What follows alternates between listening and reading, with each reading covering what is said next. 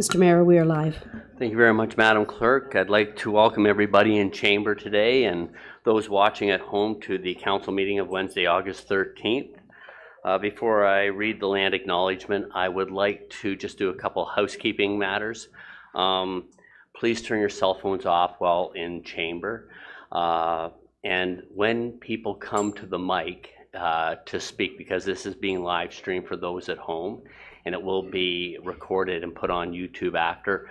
Please adjust the mic at the podium so you're speaking directly into the end of the mic so everyone can hear as it's being kept as a record as well.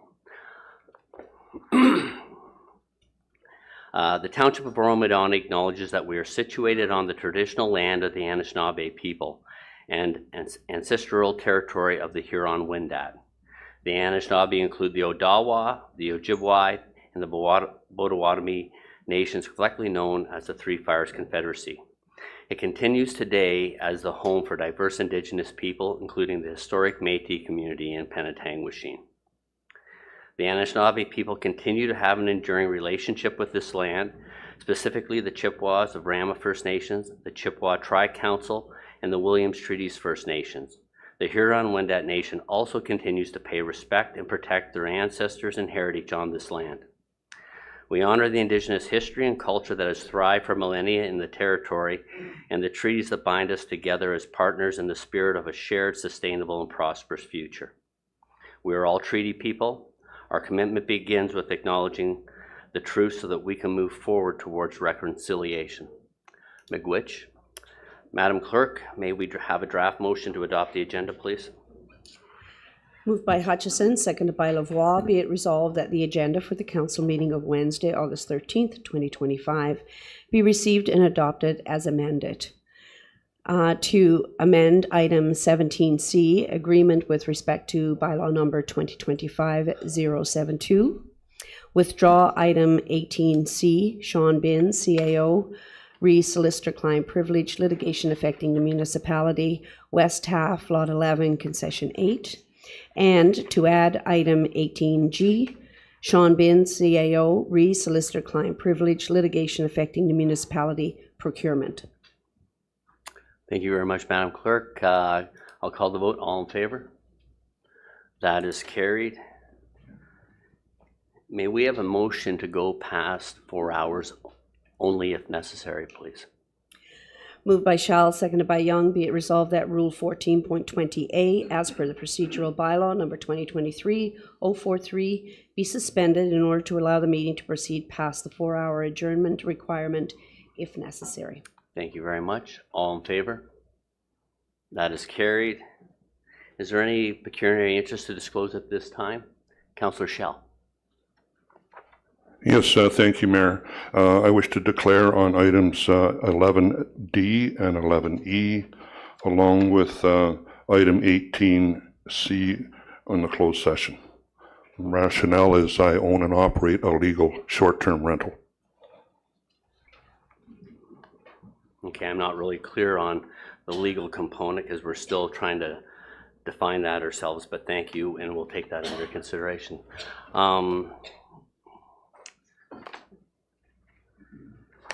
Is there any other pecuniary interest to disclose at this time?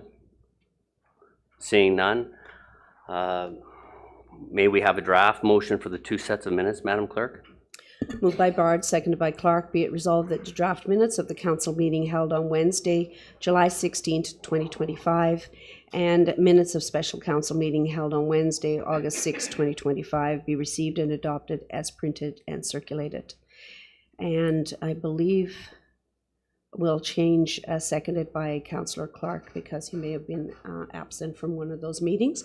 So okay. I will put moved by Lavoie if he is. Okay, thank you. Okay. Are there any questions, comments, or amendments to the draft minutes? Seeing none, I'll call the vote. All in favor? Opposed? There are none. That is carried. We're on item 6, recognitions of achievements. We have 2 recognitions today. The first recognition is for John Kirk for receiving certification for the Certified Road Supervisor. Mr. Binns, would you like to provide comment? Thank you, Mayor Greenlaw, through you to council and the public. We have a couple of fairly significant recognition items for staff, and I think this really highlights the caliber of our staff. Ms. Musso Garcia, who is Mr. Kirk's supervisor, is also the first female president of the Ontario Association of Road Supervisors. I'll maybe turn it over to Ms. Musso Garcia just to highlight what this achievement entails. Thank you. Mayor, through you to members of council and the public.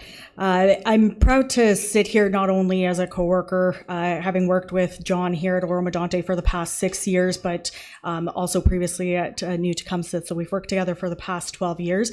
Not only having worked with him for the past 12 years, I'm also the president of the Association of Ontario Road Supervisors. I get to work throughout the province through that association and get to meet the different caliber of supervisors that different communities have in those positions and throughout different municipalities. The certification that John has achieved through AORS is a graduated program that we administer that is not an easy project or a designation to get. It does take several years to achieve and a lot of training, education, and a very detailed application requirement as well. So it's a professional certification that recognizes the individuals who demonstrate a level of competence not only in municipal road operations, but in the supervision level. And to achieve this designation, candidates must meet the standard of the formal education, the relevant municipal experience, and the proven leadership in public works. The program ensures that these individuals possess the technical knowledge and skills as well as the management skills required for these positions. And the designation, it supports professionalism and advancement within the industry. I'm proud to say that all of our supervisors within our Public Works group and operations are certified road supervisors, and John is the latest one to achieve this accomplishment. So I'm here not only as his manager, but as the president of the association, congratulating him on this achievement.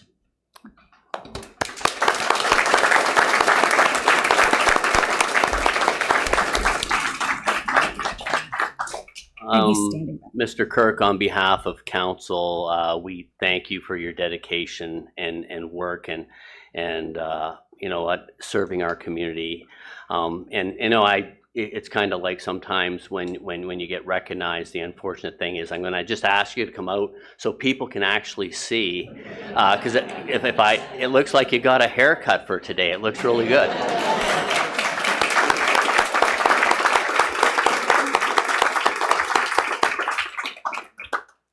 So thank you very much for everything you've done for us. We really appreciate it. And look at even you got the whole team out here for. So, and there is a second recognition that took a little longer to bake to the level of where it's at. Rick McIndoe, equipment operator, 36 years. Rick has been with us, which. I don't even know if I was in public school then.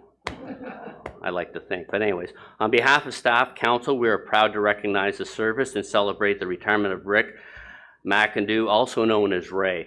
Yes, okay. Sorry, yeah.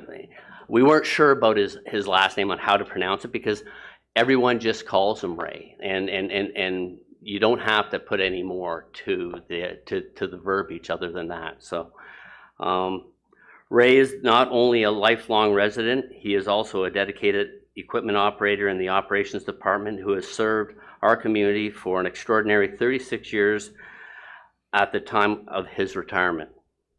Born and raised in the former Medonte section of the township, Ray has been a core part of the operations team since 1989. His deep knowledge of our roads, the land, and the community has made him not only an invaluable employee, but also a trusted mentor and guide to the township staff of Oro-Medonte. Ray is known for his warm smile, his farm-strong grit, and his unmistakable voice on the two-way radio. His calm, deliberate, right? Nice. I wish more people would just say that all the time, and then we'd all get through things much easier. So, you know what, Ray, we'll learn a lot from you. Was all confirmation you needed from him. Whether plowing snow, grading roads, trimming and chipping trees, patching and lending a hand to fellow staff, Ray's work ethic and quiet guidance have helped shape both the community and the team around him. Ray's contribution to the community go beyond his work with the township, and his legacy is interwoven here and outside of work. Ray's a proud beef cattle farmer, continuing a family tradition, taking care of his land and livestock. As he steps into retirement, Ray looks forward to spending more time with his cattle, focusing on his farm and enjoying his life with his family, not necessarily in that order.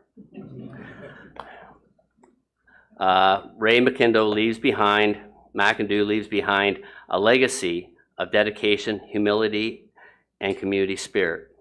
Mr. Binns, I'd turn it over to you at this time to add further comment, please.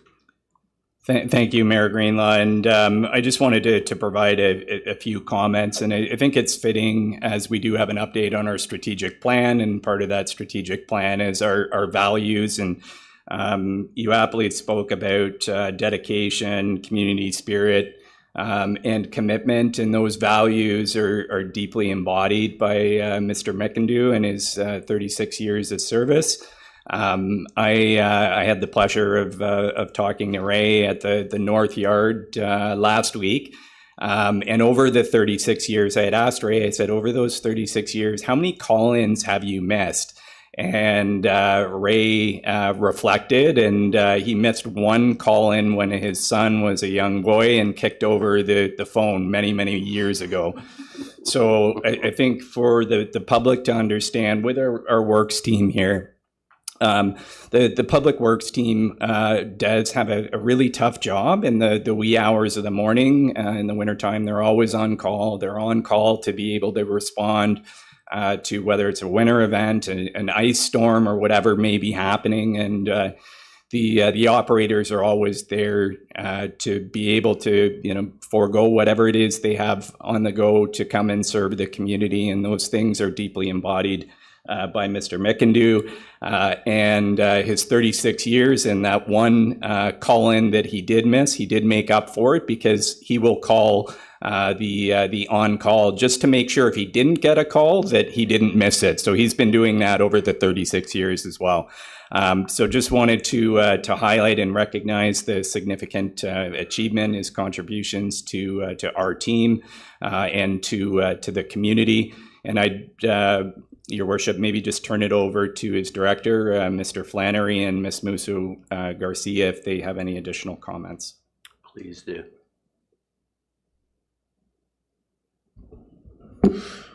Thank you, Mr. Binns. I've worked with Ray now just a short amount of time, but I just want to say, Ray, it's been a good year, and the level of dedication to me came through in our first discussion around your retirement when you asked if there would be a part-time winter contract available for you. So just to make clear the level of dedication that Ray's shown to the community. He's even looking in his retirement to find another way to contribute. So thanks for everything, Ray. Ms. Garcia. Thank you, Your Worship. I've had the opportunity to work with Ray over the past 8 years. And when I joined the organization, I was told about Ray. There were certain key people in this organization that if you wanted to know any of the history associated to the community, that you would go to. Ray was one of those individuals in the North Yard that was identified as someone that you can ask what happened, how it was installed, where all the little gremlins are, and what we can do to fix it. Like you mentioned, Ray's work and time is completely interwoven into the community, into the service that he's provided every single day. I'm surrounded here by the team that has worked alongside Ray for various amount of years, and Ray has been a mentor to every single one of them with his experience and background that has been provided. He will definitely be missed, and it's definitely a big gap that is left in our team with the knowledge and skills that he has achieved.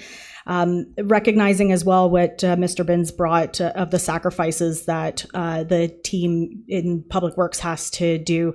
36 years of Ray working here is not only an acknowledgement for himself, it's also an acknowledgement for his family.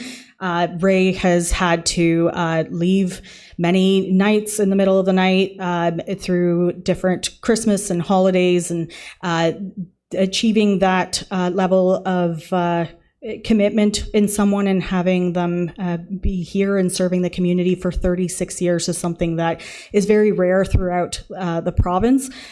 Just to recognize the Association of Good Roads, their recognition threshold is usually 30 years, so 36 years, you beat them by 6 years on that as well. And like his dedication whenever we've had any issues through the ice storm, through any of the significant events we've had over the past 8 years that I've worked here, Ray has been one of the dedicated kind of first response people that has been here every single time. So I just want to extend my thank you on behalf of the operations team that's sitting here behind me and the services that he's provided to the community. So thank you. Thank you very much. You know, in closing up before we make a presentation, because I believe we have something to present to Ray. You know what? You've been a pleasure. You've always had a smile on your face. You're like the gentle giant. You don't say much, but when you do speak, people listen.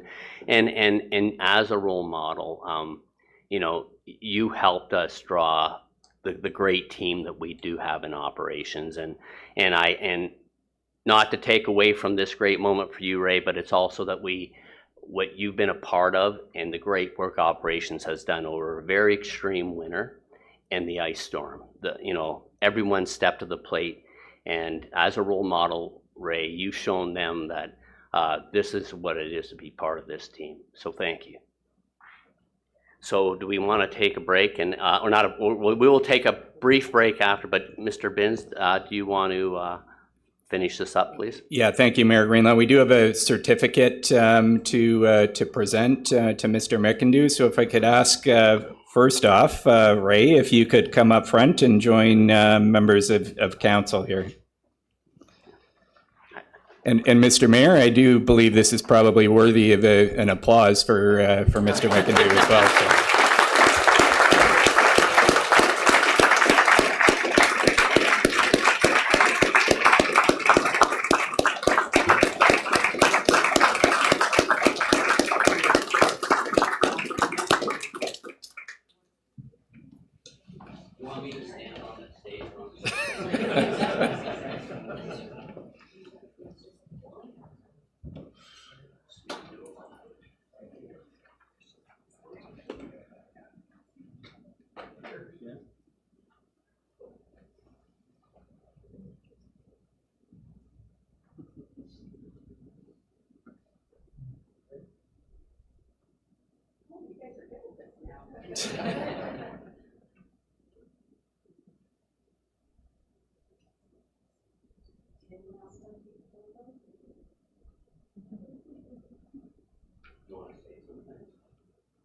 I've worked with a great bunch of guys for so many years. Thank you.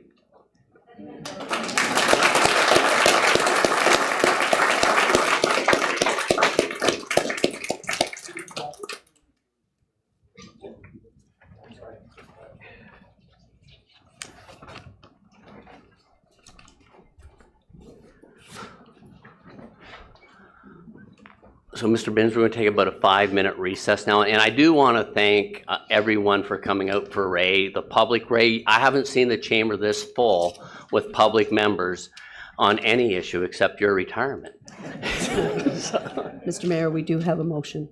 Okay, please, to receive, please.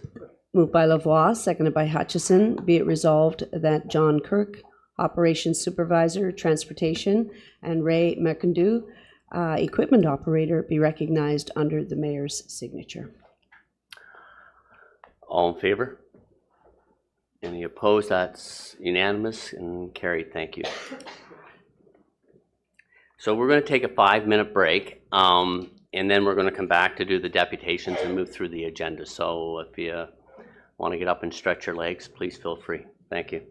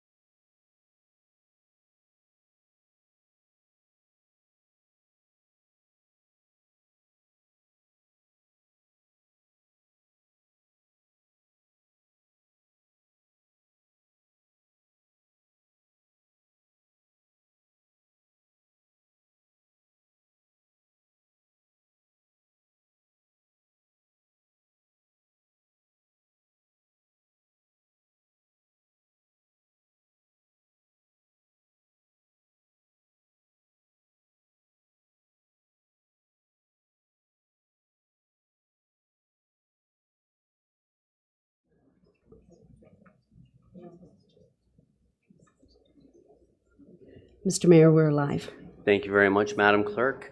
I'd like to welcome everyone back. We are now at we have no public meetings this week, so we'll go directly to item 8, deputations and presentations. And we have Lake Simcoe Regional Conservation Authority representatives, Don Goodyear here. Council, just the presentation is going to be close to 20 minutes, so I just want to get everyone's consent that that's okay.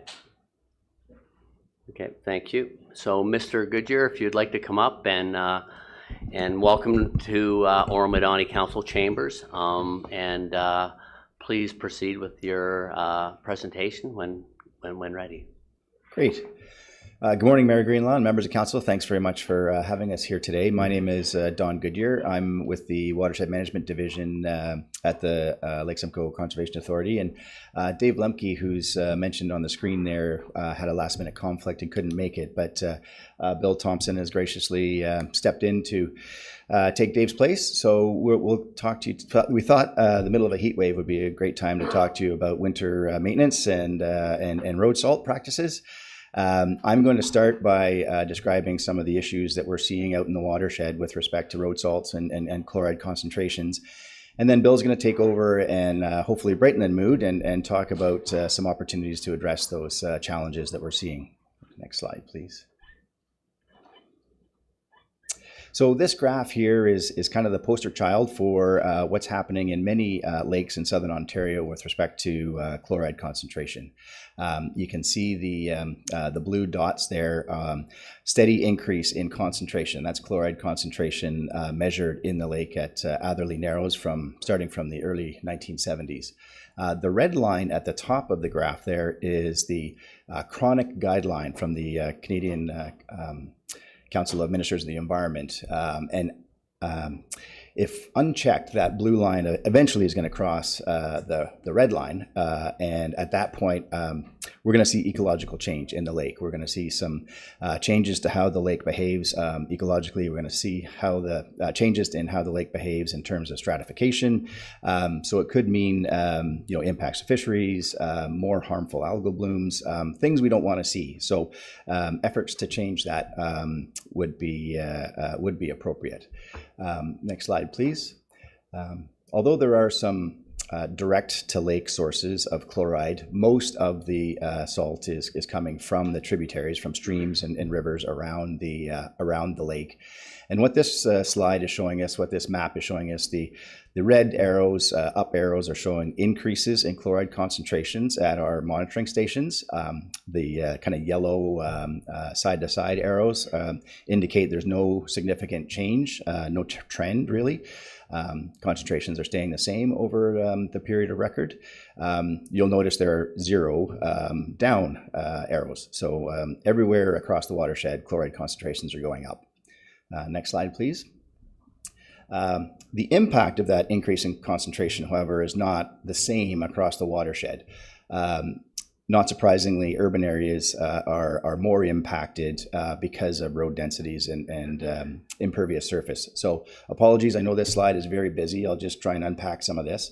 So the circles you're seeing are the locations of all of our sampling in rivers across the watershed. The top number in the circle is the percent of samples that exceed the chronic guideline, that 120 milligrams per liter. The bottom number in the circle is the percent of samples that exceed the acute guideline, 640 milligrams per liter, so really significant. And I want to draw your attention to two things. One is the circle down in the bottom right, the 94/46, that's Western Creek in the town of Aurora. 94% of samples exceed the chronic guideline over that period of record. That's summer, winter, all year long. And 46% of those samples exceed the acute guideline. So a real significant challenge. Glass half full, the northern part of the watershed, including all of the Oro-Medonte streams, very few exceedances of those chronic guidelines, and the town clearly has actions in place to keep it that way. So that's fantastic. But there are some challenges that affect the lake that I know are of interest to the township. So next slide, please. That small catchment down in Newmarket, this is a map of it. This is the Western Creek catchment area. You can see it's highly urbanized, 97% urban, and the red line outlines an industrial, commercial, institutional block. A lot of hard surfaces, right, rooftops, roadways, parking lots, where you get a lot of runoff and a lot of salt applied. This is our worst case, so we've used this as a bit of a test case, trying to get a kind of a baseline assessment, hopefully to test and prove how effective the changes we're hoping happen become over time. The picture on the left-hand side is a continuous monitor for chloride. So rather than taking a sample every 2 weeks, in this watershed we get readings every 30 minutes. And the results of those readings, in the next slide, please, is shown in this graph here. And we have to change our scale altogether. So those chronic and acute guidelines that we've seen in the other graphs are way down at the bottom. The 120 milligrams per liter in this catchment, it's never below that number. Most of the readings are actually above in the winter anyways, are above the acute guideline of 640 milligrams per liter. And we've got a new dubious threshold on this slide, and that's the concentration of seawater. We exceeded that 3 times this past winter in Western Creek. So obviously a pretty significant challenge. Not surprisingly, this creek is one that has very poor ratings in terms of ecological health when we do our biological assessment. The fish and the bugs in this stream are not very healthy. Next slide, please. So I'll just run through a couple more slides here before I hand it off to Bill, and changing gears a little bit and talking about salt application and what the right rate of application actually is. And it's quite surprising. And there's that, as the slide indicates, the myth out there, is more salt better? So the picture on the right, 60 grams per meter squared, is the recommended rate of application to treat a sidewalk or parking lot. But I'm sure you've seen, like we have, pictures, situations that are more representative of the pictures on the left. 8 times or 80 times as much salt as is recommended being applied in commercial parking lots. So is that better? Does that make it more safe? So we wanted to kind of test that. Next slide, please. So we got a friction tester, and we tested the surfaces of different application rates. So on the left, and sorry, MU, science nerds love numbers and data, don't need to understand all that. 0.5 and higher is safe. Lower than 0.5 is slippery. So on the left, you can see an appropriate application rate. Even though it's wet, it's a very safe surface. On the right, totally dry, a little residual salt. You might think that's safer, but the salt actually acts like stepping on marbles. It's more slippery, and quite a bit below that 0.5 threshold. Next slide, please. And indeed, an untreated walkway, so the picture on the right, is just a shoveled driveway, and the same surface with an over application of salt, they're equally slippery. So no salt whatsoever is as good as over applying salt, we've found. And then last slide for me, I think. So we were curious how surfaces that we walk on every day compare to these things. Are we setting we're setting unreasonable expectations for our roads operators and managers? So the picture on the right is from the basement of our office, and the picture on the left is from a local mall. And as you can see, the friction value is below that 0.5, but staff and the public walk through those hallways in high heel shoes and dress shoes every day and without trouble. But we're looking for bare pavement and 0.5 or better. Is that reasonable? So just a little food for thought in terms of expectation management and levels of service. But that was an interesting comparison for us. Next slide, please. And I think I'm handing it over to Bill at this point. So as Don has laid out, salt is clearly an issue for the health of Lake Simcoe, but it's not as simple as just not using salt, right? This is Canada. Winter's going to come back eventually, and salt really is the best tool for maintaining public safety. So the challenge we have is a more difficult one of balancing both maintaining public safety and maintaining the health of Lake Simcoe. Next slide, please. The good news is there are a number of guidance documents and best practices out there to help operators navigate that balance. Some of them produced by industry, some of them produced by myself and my colleagues at the Conservation Authority, and some developed in combination between ourselves and industry. But next slide, please. There are also real barriers to adoption of some of these best practices, and we hear it time and time again. You know, is it going to cost more to change my practices? Are we going to expose ourselves to more liability, either real or imagined, by changing our practices? And what's public expectation and public response going to be to these changes? We've been very fortunate at the Conservation Authority for the past number of years. We've been able to observe as a couple of organizations shift from more conventional practices to some of these better practices and assess the reality of some of these concerns kind of in real time as they happen. So on the next slide, I'll walk you through one example of this, which is from a big box store in the Lake Simcoe watershed. They have been very generous to allow us to do a study in their parking lot for 10 years. But they have asked it to remain anonymous, so I won't name who they are. But we've been very fortunate in this study in that they also changed contractors halfway through this study. And so we were able to compare and contrast two different contractors. And again, we'll keep them anonymous as well. We'll just say contractor A was in the first half, contractor B was in the second half. Again, it's the same property, so they're managing the same property, have the same client, they've got largely the same equipment, and their primary motivations are obviously keep the property safe, keep their customer happy, and keep the business afloat. But beyond that, they really differ operationally. So on the next slide, that first contractor, contractor A, is a fairly traditional contractor in that every time there's a winter weather event, they send the truck out, they put a truckload of salt on the parking lot. If it's a really bad event, they'll send the truck out twice and put 2 truckloads down. And the application rates we see in this parking lot are not different from what we see in other parking lots. So they're kind of typical for what we see across the watershed. Contractor B wasn't the typical one. The contractor B, every time there's a winter weather event, they send a person out. And that person assesses based on the professional judgment whether the event is imminent, whether it was a false alarm, whether it might miss that property. They assess how much residual salt is on the surface, and they set a prescription for that parking lot on that day on that weather event. And the result of those changing operational practices are really striking. We'll see them on the next slide here. Contractor A, on average, went out more frequently per winter, and every time they went out, they put down more salt on average. With the end result being that contractor B, as shown in the figure here, manages the same parking lot with half as much salt per winter as contractor A. Now, you might say, well, maybe contractor B just got lucky. It was lighter winters in the second half. But the dotted line on the graph here is the amount of winter precipitation received each winter. And you can see there's no real trend in that data. And more importantly, the municipality where this parking lot is located, their road staff went out more frequently in the latter half of the study than the first half of the study. So contractor B didn't get lucky. Contractor B is very good at what they do. Our estimate is contractor B probably saved about $40,000 a year in material costs just because of the salt they're not using.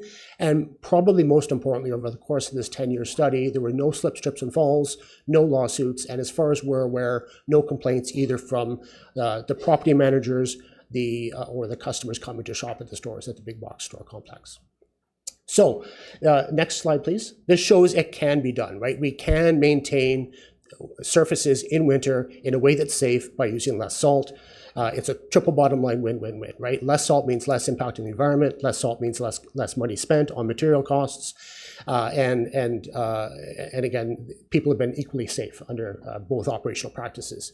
But it's not easy, right? You need to have someone who knows their job well enough to make that prescription for that event on that day. So training of contractors is vital, and having good information about the property they're managing is vital as well. And ultimately, the contractors need to be empowered to make those decisions based on their training and their education. So next slide, please. We've been at the Conservation Authority working with a group we call the Freshwater Roundtable for a number of years to try to raise awareness in the private sector about the environmental challenges and about the best practices. So the Freshwater Roundtable includes the Conservation Authority and others on the conservation side. It includes some of the larger contractors active in Ontario, as well as industry associations representing the winter maintenance industry, as well as their client base. So big box stores, real estate investment trusts, and property management associations. And this was a venue to talk about about the shared challenge of winter maintenance and environmental protection. And obviously to no one's surprise, quickly shifted to a conversation around liability as being one of the major drivers to practices in the private sector. But we very quickly also recognize that this is a shared problem and that there is a shared solution. And that shared solution is what we call the New Hampshire model. So New Hampshire and Ontario have very similar laws around liability. Ontario, it's called the Occupiers Liability Act. It's called something different in New Hampshire, but they both say essentially the same thing. Anyone who owns or manages a property is responsible to make sure that property is safe for anyone entering the property. What New Hampshire did a couple of years ago is they amended that law with a short regulation that says when it comes to winter maintenance, if a contractor has followed has taken state recognized training, has passed a state recognized exam to get certified, and can demonstrate they've followed state recognized best practices, they're deemed to meet that duty of care. And furthermore, anyone who hires that trained and certified and qualified contractors also deemed to meet their duty of care. So this really kind of teases apart that liability over salting conundrum in a very nice way, in that it empowers contractors to make those important decisions. We think this can be applied in Ontario. Again, our law is very similar to the New Hampshire law. There are those best practices developed here in Ontario. There is a training and certification program through things like Smart About Salt that's developed here in Ontario. And again, we've got this multi-sectoral group that all agree that this is a shared problem, and this is the shared solution, or at least part of the shared solution to that problem. So that brings us to the final slide, which is why we're here today in front of council and what municipalities can do. At the July meeting of the Lake Simcoe Region Conservation Authority Board of Directors, the board passed a resolution supporting the New Hampshire model and requesting the province to adopt a similar legislative framework in Ontario. And that resolution is being shared with all the municipal councils in the Lake Simcoe watershed, with a request that municipal councils consider passing a similar resolution. Our hope is that the more councils that support this resolution, the stronger the voice will be to the provincial government that this is a shared solution that, again, can provide that win-win-win scenario.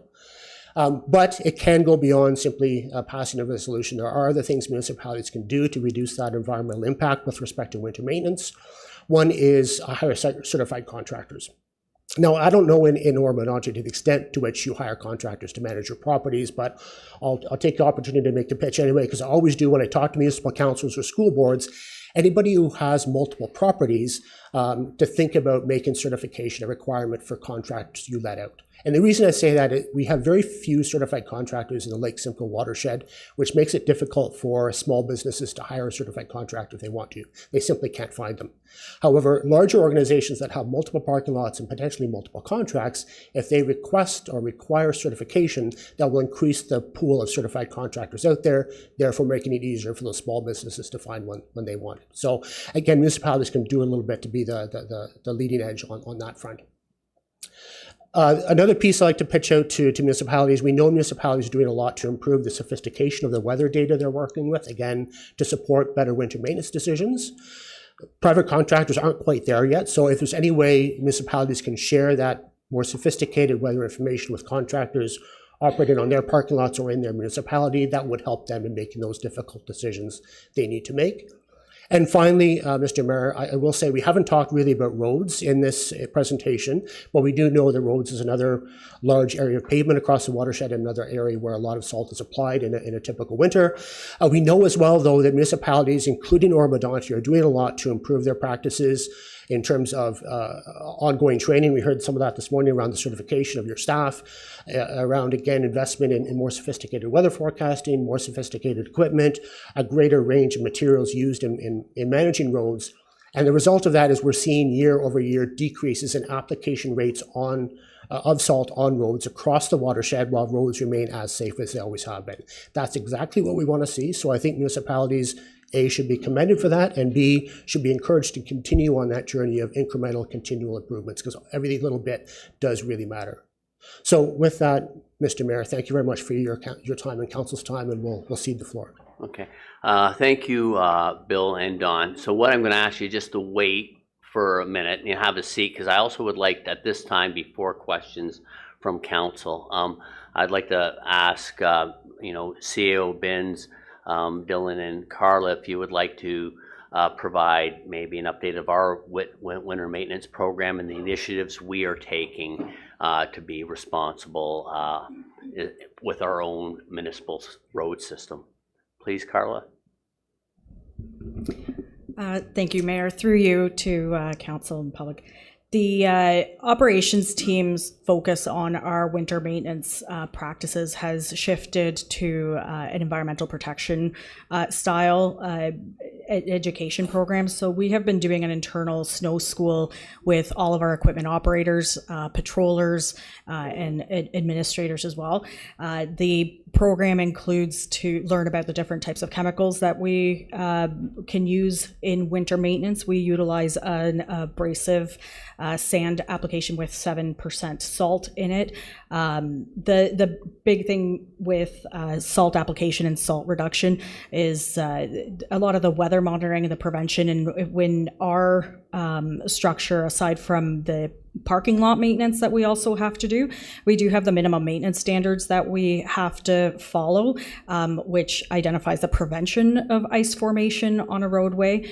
So we have taken an approach to train all of our staff on weather monitoring, the different chemical melt rates, the different application rates. We have spreader controls in all of our pieces of equipment. We've put telematics in our trucks so that we're able to monitor when plows are up, plows are down, the spread rates that we are putting out there, and that we're able to track the material that's going down. And we've also made adjustments to our fleet. For example, with our cutting edges on our plows, we've switched over to a carbide rubber mix so that they're almost like a squeegee on the road, so that we can mechanically push more snow off of the road, so we have less to melt through an ice surface thing. We have been monitoring our weather stations through various weather forecasting systems, but since we are treating the asphalt, the one gap that we do have at this point is that our road weather, we do not have a road weather information system to look at the actual temperature from a roadway, but we have been implementing infrared temperature sensors on our trucks as well, so that we're able to monitor the asphalt temperature, so that we're making the applications at an appropriate time as well. Beyond the winter maintenance side of things, we have our winter sweeping program, where we are picking up any of the material and we're testing it to verify any of the chlorides that are going out there. And as you're aware, we've been focusing a lot on our drainage programs as well throughout the spring and summer, which is the tail end part of our salt remediation practices, where we are identifying native plant species that we're able to use in certain areas for some phytoremediation, and being able to pull some of the salt and erosion control for our roadsides, and treating the catchment areas, so we can hopefully slow down any of the salt that might be getting to any of our waterways as well. So we've been very actively training our staff in all of these different factors for it, as well as the salt usage practices that we have. So, thank you, Mr. Binns. Or Dylan, would you like to add anything? I think the only thing I would add, Your Worship, is Ms. Musso Garcia spoke about advanced telematics and some of the data capture and where things are going around predictive analysis and artificial intelligence. I think presents some real capabilities in the future. So those are things that we're continuing to monitor, collecting large amounts of data that I think will be able to help us in looking at when we deploy, when we don't deploy, when we put material down, when we don't put material down. But it's certainly a significant area of focus, and as we heard, there's significant implications as well. So thank you. Thank you.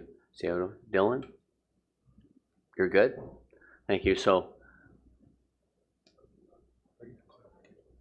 yeah, sure. Please. Yes, thank you. Just through you, Your Worship, to staff, perhaps you could make it clear to the people here in public what the different standards are for keeping the road clear, like center bear, etc., based on whether or not it's a county road, a township road, or indeed a provincial road?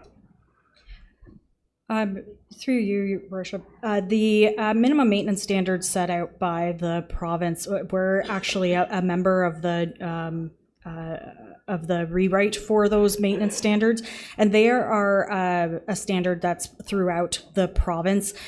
Those standards are set through the traffic volumes that are on those roads. There's 6 different classifications of roads. The majority of MTO and county roads would be more in a class 1, class 2 road. And they identify the amount of time that's required in order to either remove the snow based on the accumulation or remove the ice formation or prevention of the ice from being there. So those roads require a higher frequency, and they have a lower threshold for the amount of snow that is allowed to build up on it. The snow can be either from precipitation, from blowing snow, or it could be ice conditions where it's just an atmospheric reaction that happens where we have ice form on the surface. So a lot of the MTO and county roadways are utilizing salt as a straight form, whether it's calcium chloride, sodium chloride, or magnesium chloride. They have different uses and different lengths of time that they're able to be used. So they utilize those to be able to provide that timeline window. It's not specific to centerline bare, edge bare. It's about providing traction and providing a response to removing the snow to a certain depth. And we have, from an ice formation, that we have treated the ice. So our municipal roadways are treated with sand with a 7% salt in the pile, which is essentially to not allow the sand to freeze during application. And the parking lot areas are maintained with 50% sand, 50% salt, which is treated salt, which is coated with magnesium chloride. So we look at it from a risk perspective on the vehicle classification or the number of vehicles that travel on a roadway. We do exceed the minimum maintenance standards on our roadways, and they a majority of our roads are class 6 roads, so they don't have necessarily a timeline associated to them. So that would be. Thank you very much.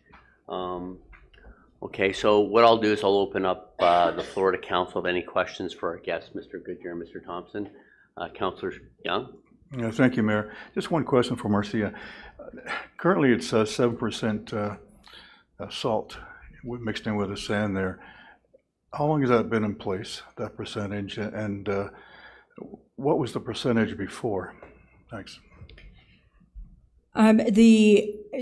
Through you, Worship, the salt content in the sand since I've been here in 2018 has been 7%. I do believe in 2015 it may have been 5%.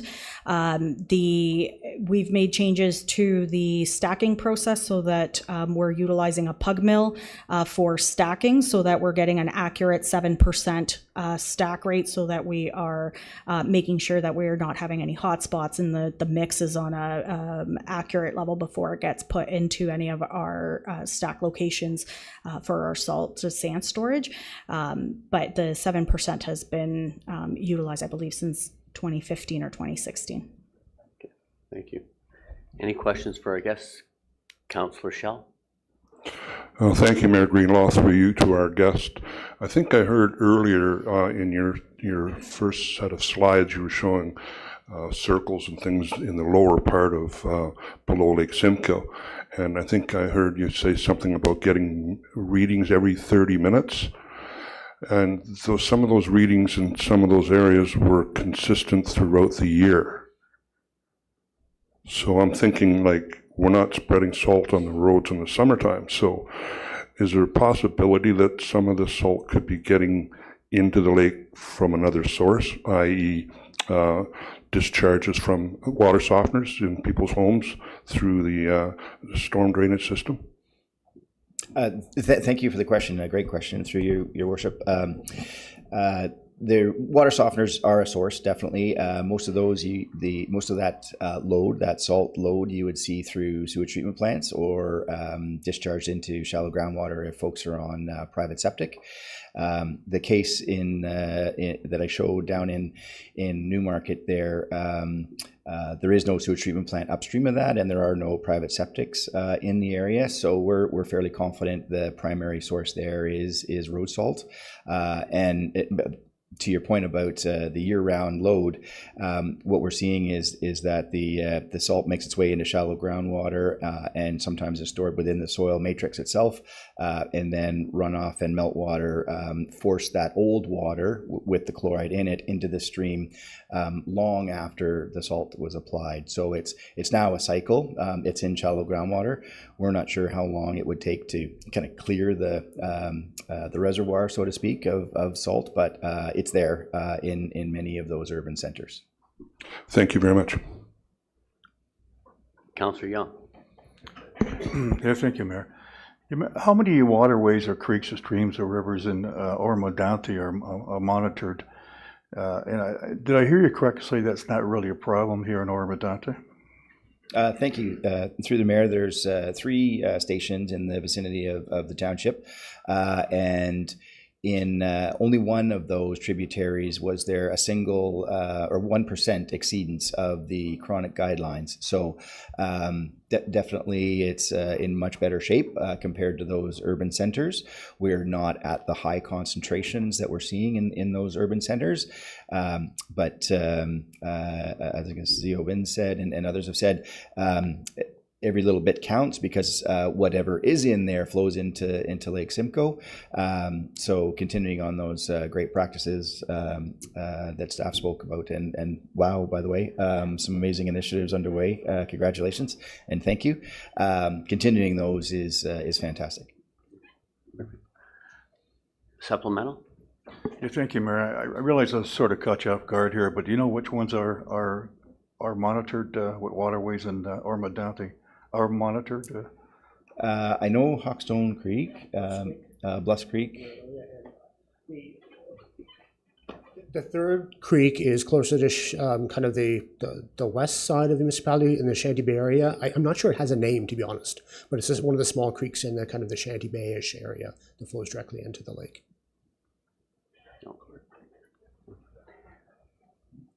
Councillor Bard. Thank you, Mr. Mayor, through you. So it's nice to see that you're working together with industry and the conservation authorities to come up with some of these maintenance programs and suggestions. One of the earlier slides, has there been any cooperation or collaboration with the insurance companies? Because that seems to be the catch. So have you been trying to work with insurance companies to agree on what's an acceptable level of risk? Or thank you. Yes, thank you, and through you, Mr. Chair, or Mr. Mayor, rather. Excellent question. I mentioned we have that freshwater roundtable. We do have someone from Marsh on the freshwater roundtable, and Marsh is a large insurance company. As an industry, they are hard to engage, though. It's certainly true. Yeah. Okay. Any other questions? I guess I just a question because are you taking this kind of presentation, or do you have engagement with the public school system, because they all have large parking lots, or the school board system as a whole? Have you considered that? Yes, Your Worship, we have engaged the 4 school boards in the Lake Simcoe watershed, both Simcoe and York, private public school and separate school. And we have provided free Smart About Salt training for all the property managers in the Simcoe County Public School Board a number of years ago. So we do have some momentum on that side, but I certainly agree with you that that is a big player and a lot of parking lots being managed. So the more we can engage the school boards, the better. I should say as well, as you know, as a member of our board of directors, we have a very enthusiastic education program focused at school groups as well. And so our education program does talk about, to school kids, talks about salt and chloride and includes some, sampling of local water courses so that they can understand this issue kind of as it pertains to their local community, their local school. Yeah, no, and as the old saying says, it's much less costly to educate rehabilitate, right? So I really do like, I may have to get you to dry mount slide 4 that shows us with all those zeros, and which is a positive, which is great. And it's not just the township, it's also the people that live around the lake, and making sure that they're being conscientious of their practices with their own driveways and their softener systems. So I want to thank you very much. Is there any other questions before? But I know we got a big agenda today, but thank you very much for taking time out of your schedules to come up and present this to us. It's very valuable to not just the council, but all the residents that are also in attendance today. Thank you. Thanks for having us. Mr. Mayor, we do have a motion. Yes, could we have the motion to receive, please? Moved by Young, seconded by Shell. Be it resolved that the presentation by Don Goodyear, General Manager, Integrated Watershed Management, and Bill Thompson, Manager, Watershed Plans and Strategies, Lake Simcoe Regional Conservation Authority, LSRCA, re-chloride in the Lake Simcoe watershed be received. All in favor? Any opposed? There's none. Thank you. That's passed. We are now on to item 9, identifications from the public of an agenda item of interest that needs to be moved forward from where it currently sits. Is there any matter that needs to be moved forward? If not, then we will move into open session. Madam Clerk, do we have anyone registered to speak in open forum? Yeah. Yes, Mr. Mayor. We have one online. Bridget McKee, sorry. Okay. And she is speaking to item 11C. Okay. Hi there. Ms. McKee, welcome to the chamber, and please proceed when ready. Sure thing. So item 11C is related to public safe open access to parks. Ms. McKee, McKee, can you turn up your volume or speak closer to the mic? We can barely hear you in chamber. My apology. Sure thing. Let me just get closer to the microphone here. Can you hear me well now? No, just hang on. I'm sorry, Bridget, we can't hear you. Just a moment.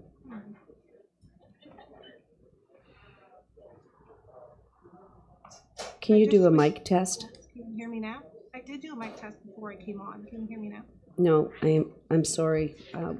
We cannot hear you. You're very faint, Ms. McKee. Is it possible that something may be covering your mic on your computer? No. I'm going to switch to my phone. Okay. She's going to switch to her phone. Yeah, I'm going to see if I can do that.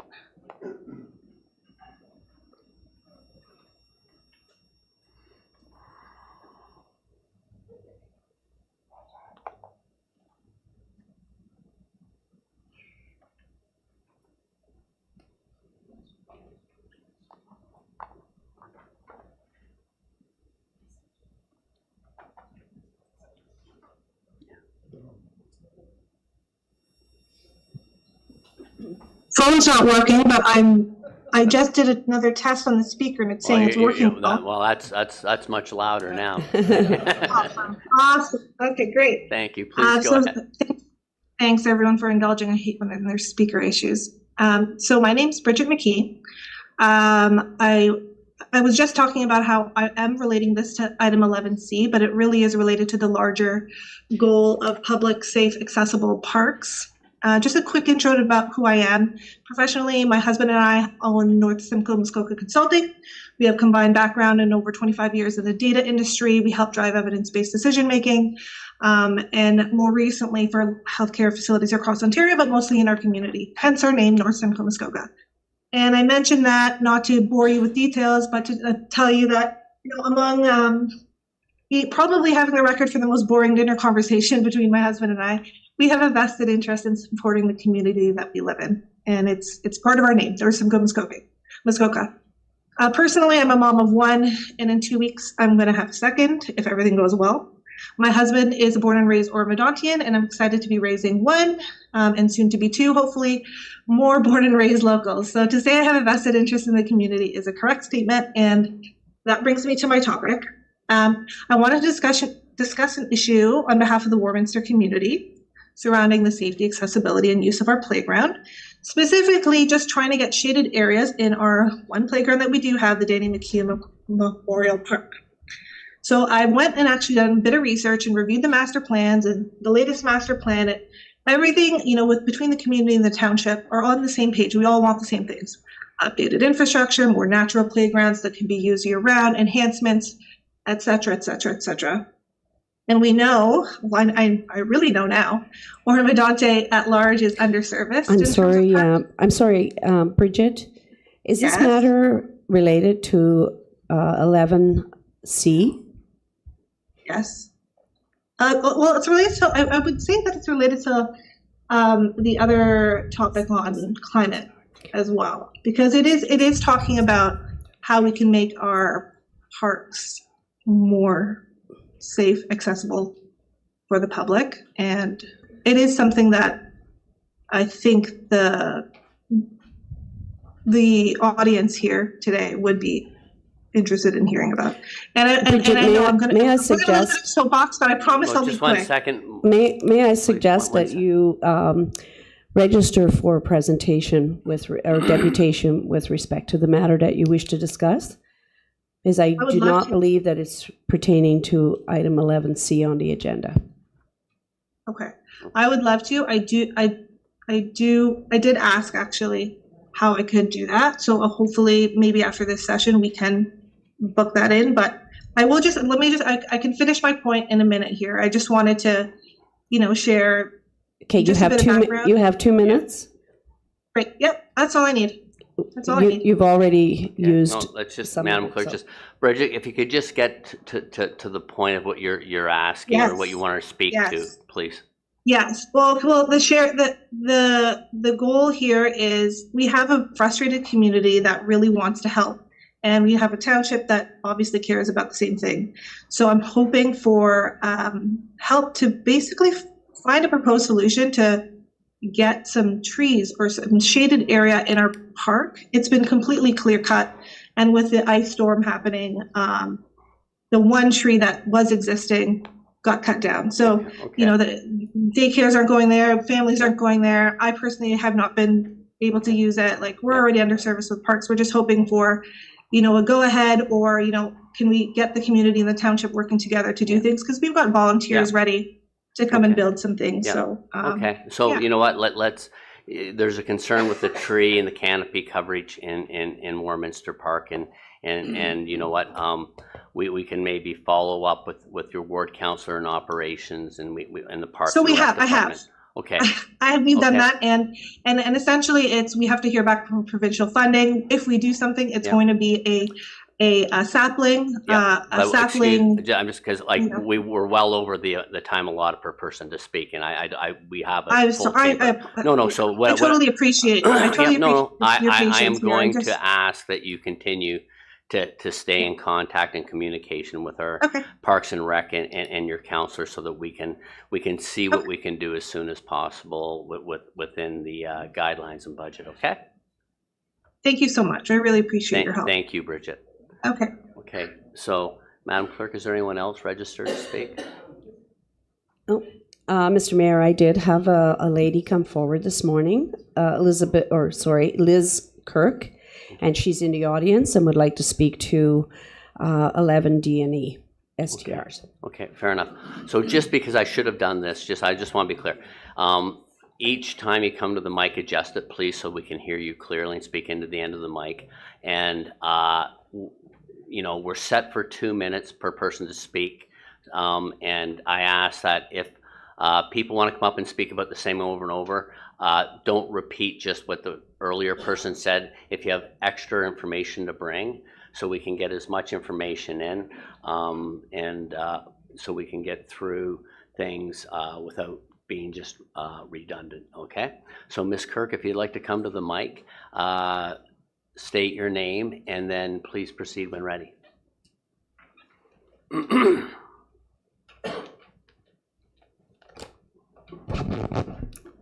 Hi, my name is Liz Kirk, and I'm from Moon Point Drive.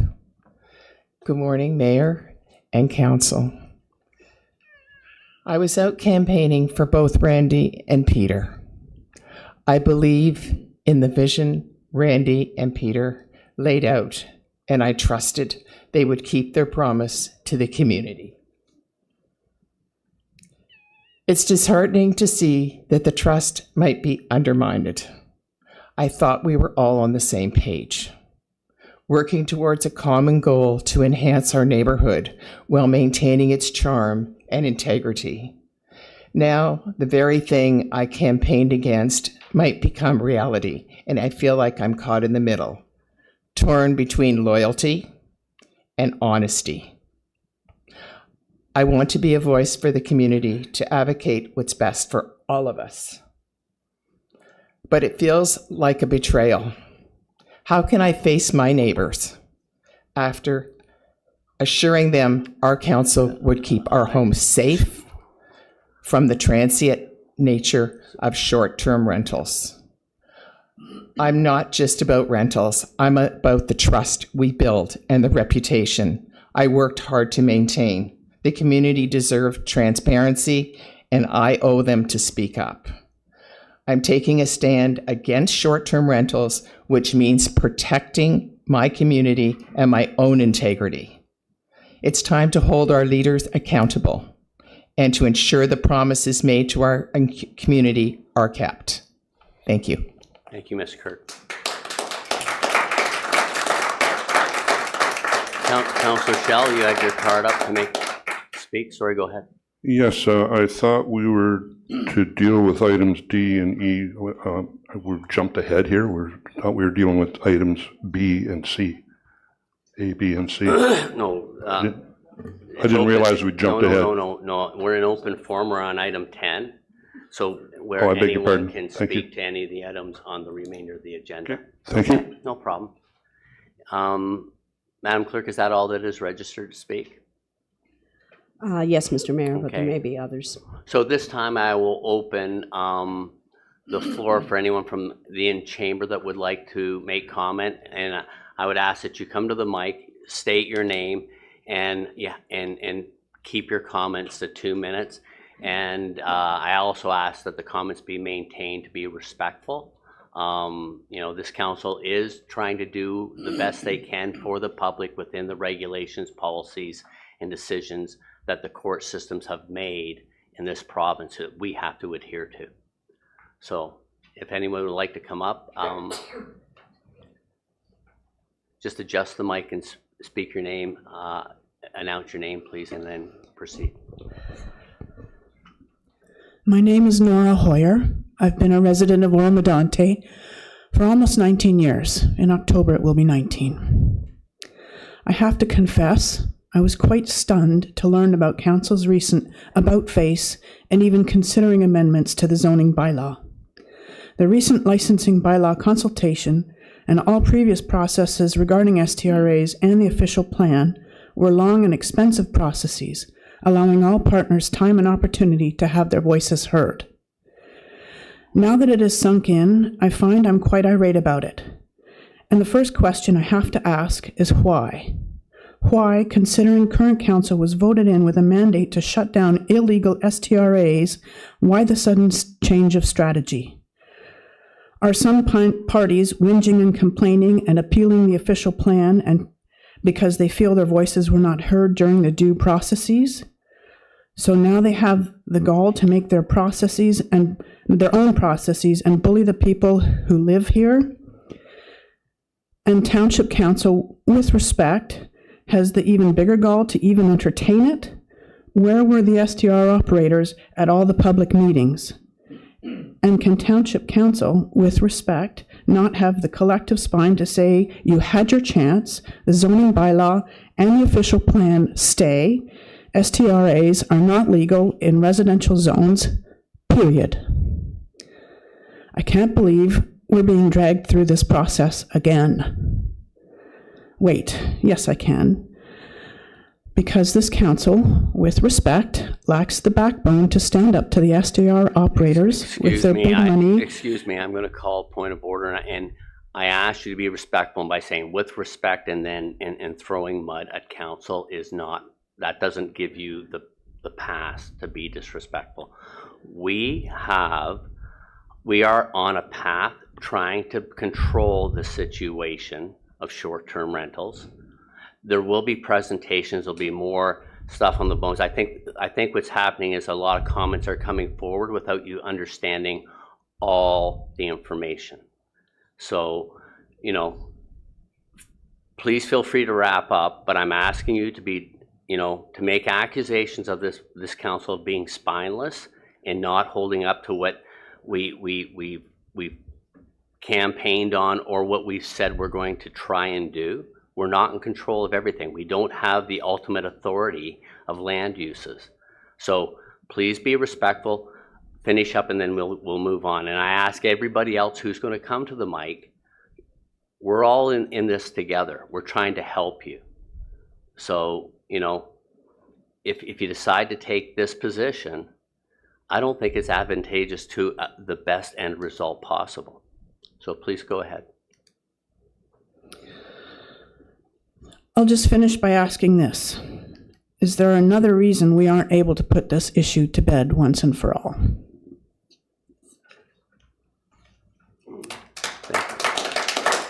Okay.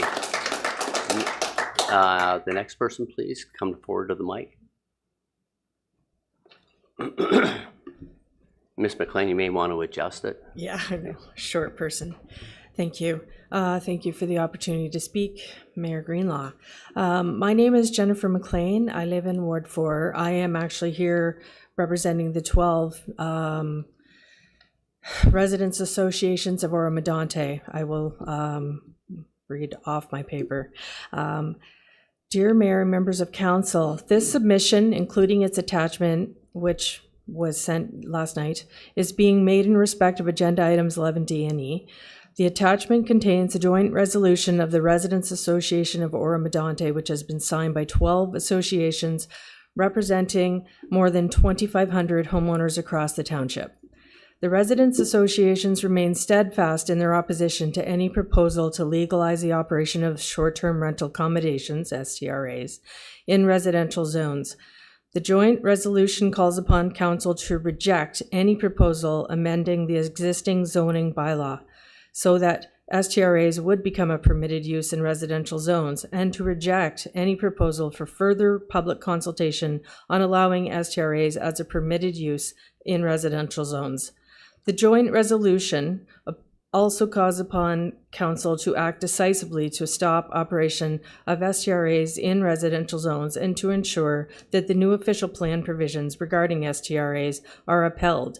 As you know, the township website clearly states as follows, and I quote, "The township zoning bylaw number 97-95 permits STRAs in the village resort commercial area within the village V1 and residential 2, exception 123, R2 123 zones. Therefore, STRAs are not permitted in residential zones throughout Oro-Medonte," ending quote. Numerous public reviews and consultations have already been undertaken by the township on this issue. Despite clear public record opposing STRAs in residential zones, staff report DS 2025-088 proposes in options 3 and 4 that existing zoning bylaw be amended to allow STRAs as a permitted land use in residential zones and that further public consultations be held. This is unnecessary in the view of the extensive public record and public outcry on this matter. When the draft licensing bylaw was released in February 2025, it was explicitly stated by the township that only legally permitted STRAs would be licensed and that STRAs were only permitted within the V1 and R2 123 zones. This was confirmed again by the township in June 2025 when it released the results of the public consultation that was held on the draft licensing bylaw. See staff reports DS 2025-023 and DS 2025-050. At no time in this lengthy and comprehensive process did the township suggest that there was any reason for or that there was any consideration being given to changing the zoning regime to allow STRAs as permitted use in residential zones. In fact, the township communicated exactly the opposite and confirmed on numerous occasions that only legal STRAs operating in the V1 and R2 123 zones. Excuse me, my apologies to interject, but I'm almost. we have gone way Way beyond past our 2 minutes. 2-minute I can't limit. finish. And I believe this correspondence was received as Yeah, well yeah. and All right. provided to council. So we have the correspondence, I Ms. know. McLean, so, and we have all reviewed it, so, just we're trying to stay, within I know. the. May I okay. add one final sentence Yes, of please, my go ahead. own, my Yeah, personal? yeah, yeah. I would ask that we please not prioritize corporate interest over the rights of residents to live out their lives in peace. This is really important to the people that live near these really disruptive STRAs. Thank you for your time. Thank you.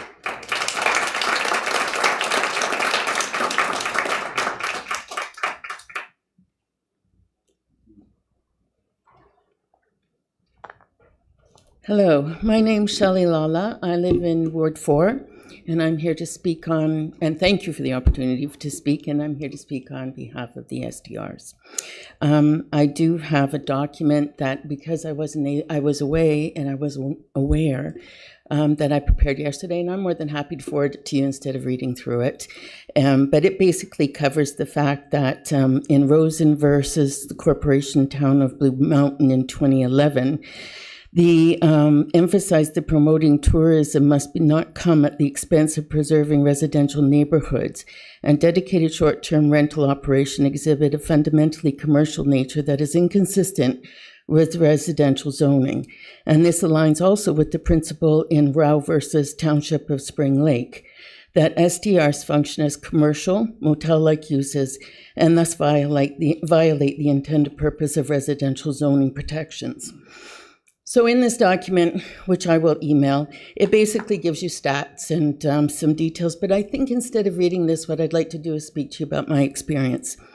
I purchased a home that was an Airbnb in Ward 4, and when we bought the home, we bought it for significantly less, but it had been renting for $1,000 a month. It was rated, the septic was rated as a 3-bedroom with several amenities. They rented it for 14 people and at $1,000 a month. They did not reinvest the money back into the home. When we bought it, the floors were all ruined. The countertops were destroyed. We knew this when we bought it, so we got it at a much better price. In the process of owning it, we also put in for an RFR, and our property taxes were reduced by $2,000 a year, which is a shame for the township because that's money that you could use. All in all, we benefited in the sake that we paid less. But when we got into the neighborhood, and the reason we bought it is because we really did want to come to Oro-Medonte. It is a beautiful area, and it's a house, it's an area we wanted to live. So we bought it for that reason, but we've had to spend a lot of money and time trying to bring it up to snuff. And in the process, getting to know the neighbors and getting to know the people in the area, the neighborhood had broken because of the Airbnb. People were upset. They talked about buses coming in the middle of the night, bringing women in. That's a quote unquote from people. I never saw it. But they did, I could feel that the neighborhood was We're affected. at 2.5 minutes, so I apologize. Just want, if you can wrap up, please. Sure. Basically what I'm saying is, please take a look at the statistics, take a look at the situation, and do the best you can to protect our neighborhoods as neighborhoods. Thank you. Thank you. And if you could please submit that in if you haven't already. If you haven't submitted it, then please forward it into the clerk's office. Thank you. Okay.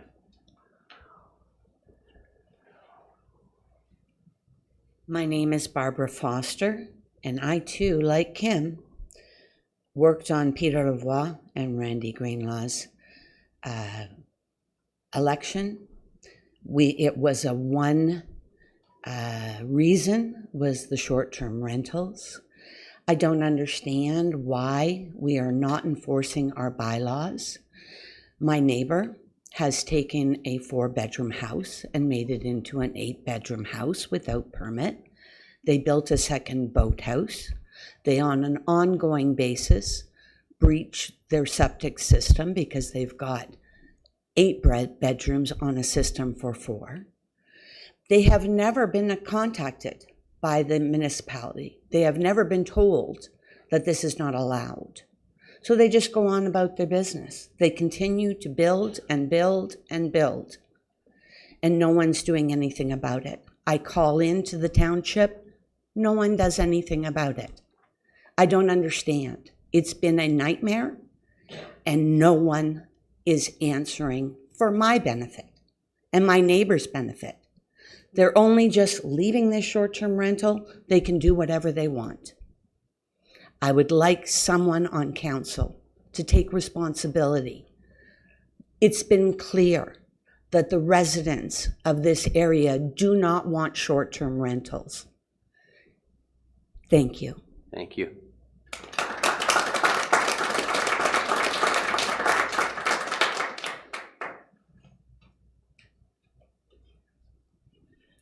Hi, my name is Sonia Farina. I'm one of the signatories to the Joint Resolution of Residents Associations representing Horseshoe Valley. As you heard, this debate has been going on for 8 or 9 years. I fully appreciate that staff who may be newer to the issue have an obligation to lay out all the options that they feel may be considered. But I think what you're hearing from the community is that we are looking to you, council, as our policy council, to direct staff that 8, 9 years of consultation and process is enough. We look forward to you deciding against any option and directing staff that we will not be considering allowing short-term rentals as a permitted use in any residential zone, and that we will not be considering that kind of, or undertaking any more consultation on that thing. So we hope that you will find accordingly. Thank you very much for your comments.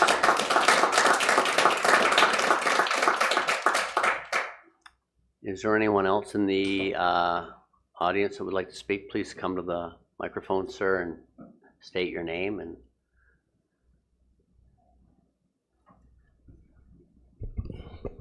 my name is Bill Evans. I'm a resident of Oro-Medonte, so is my son and his family. I'm not going to make comment about comments that have already been made. I just wonder if I've spoken to an ER doctor at Soldiers Memorial this past weekend. There were an exorbitant number of patients coming in, most of them wearing cowboy boots. Also, similar situation in Barrie Hospital. I just wonder if you have considered the effect of short-term rentals with respect to ambulance service and emergency services in the hospitals. Thank you. thank you, sir.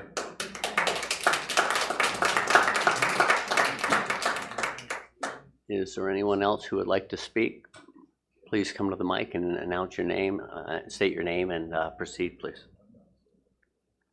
Hi, my name is Steve Howrluck. I guess I have a question. A while ago, we were sold on the idea of an AMP program as a method to control and penalize illegal short-term rentals, which are illegal at this time. And I'm just wondering, is AMP in place? If not, when will it be in place? If it is in place, how many charges have been made and how much money has been collected? Is that something that could be answered? Okay, well, open forum's not a two-way dialogue. Oh, okay. Well, I'm hoping that it is in place, and yeah, that at some point in time we could get a report saying that since this time of AMP has been put into place, how many residences have been charged with illegal use? Yeah.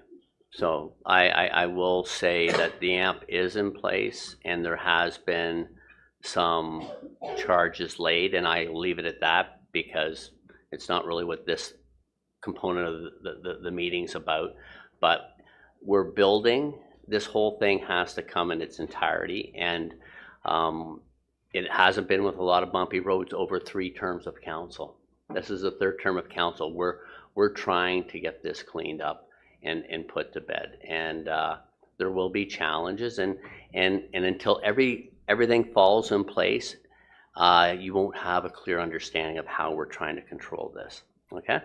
But there is a black and white in the current zoning where it is permitted, which therefore implies where it's not permitted. So, I mean, that's fairly black and white.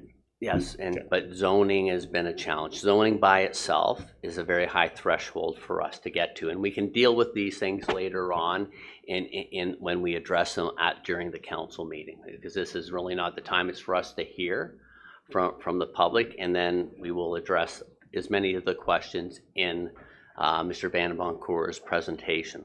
Okay. Yeah. Well, and then I guess in conclusion, you've been elected on a certain mandate.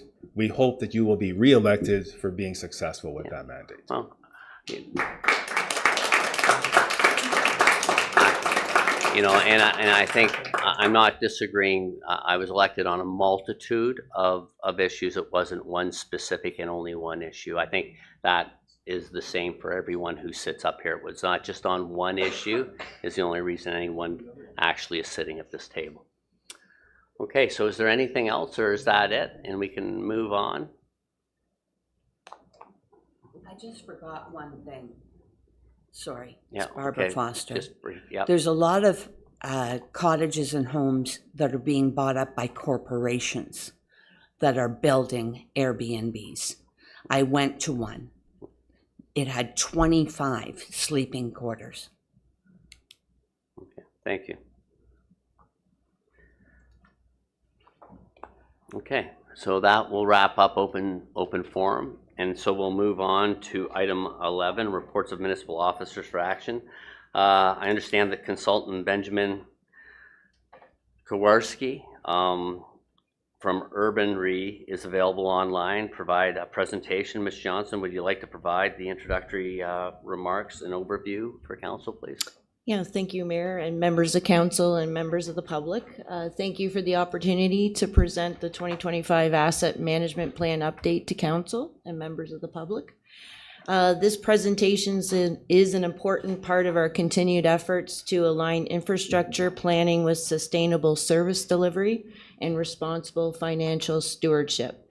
Before we begin, I'd like to acknowledge the valuable efforts and contributions of Matthew Samerda, the Township's Supervisor of Asset Management, and Benjamin Kowarski, Principal Consultant of Urban Re.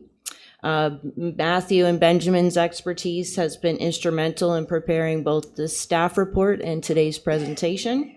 They will be co-leading the presentation with me as we walk through the key findings, recommendations, and supporting data.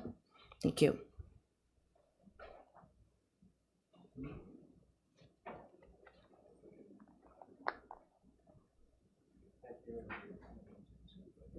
There we go. All right. Thank you and good morning, Mayor Greenlaw and members of council. I'm pleased to present the Township's 2025 Asset Management Plan Annex.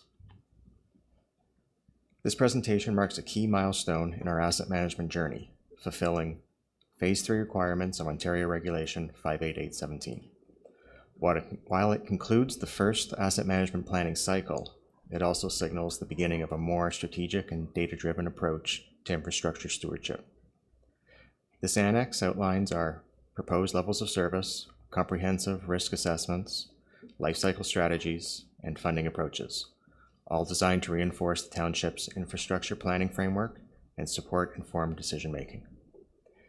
In collaboration with Urban Re, we've developed this annex not only to demonstrate regulatory compliance, but also to guide future investment strategies and ensure long-term sustainability. You'll notice a strategic shift toward condition-based asset management. More? You'll notice a strategic shift towards condition-based asset management, climate resilience planning, and long-range financial forecasting. Essential tools for closing the projected investment gap and delivering reliable, cost-effective services to the community.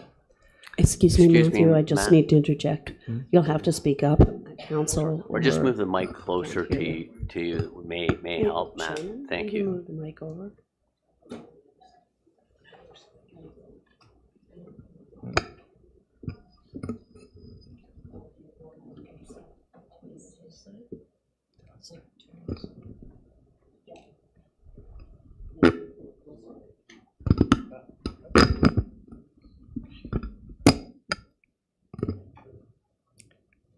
technology.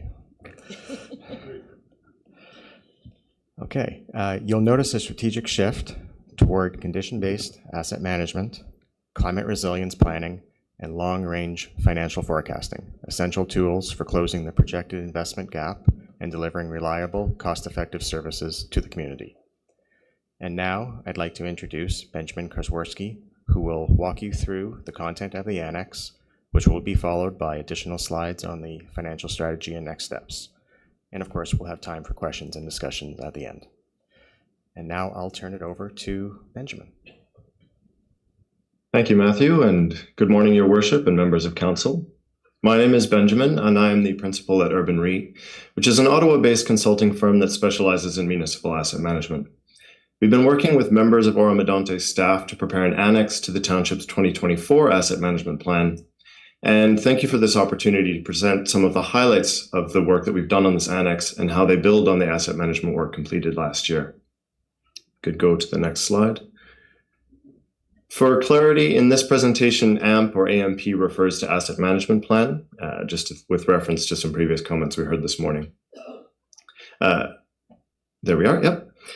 The Township is putting a focus on asset management, first and foremost because it is regulated by Ontario Regulation 588.17, that all municipalities invest in asset management, but also that it provides some advantages in terms of strategic planning in evaluating needs and priorities across assets township-wide, and also in anticipating the life cycle costs and preparing for sustainable management of infrastructure in the long term.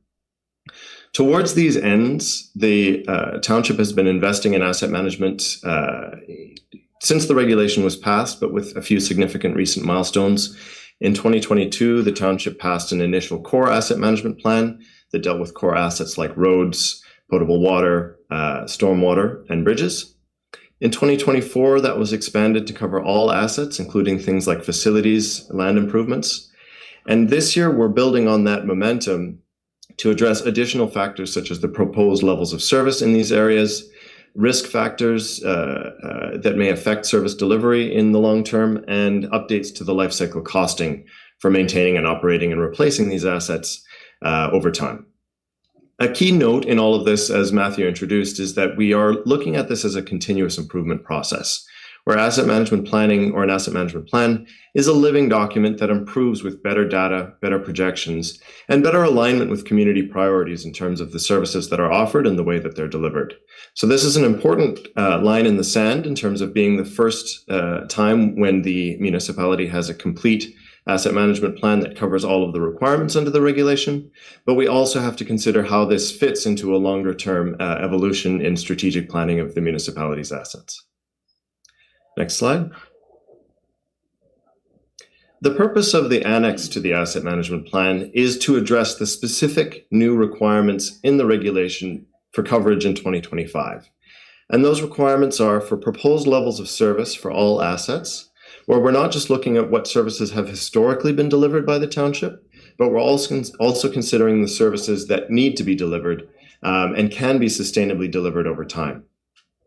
There's also a requirement for risk assessment and considering the risks that are at play in terms of achieving levels of service across all of the different assets that the municipality owns.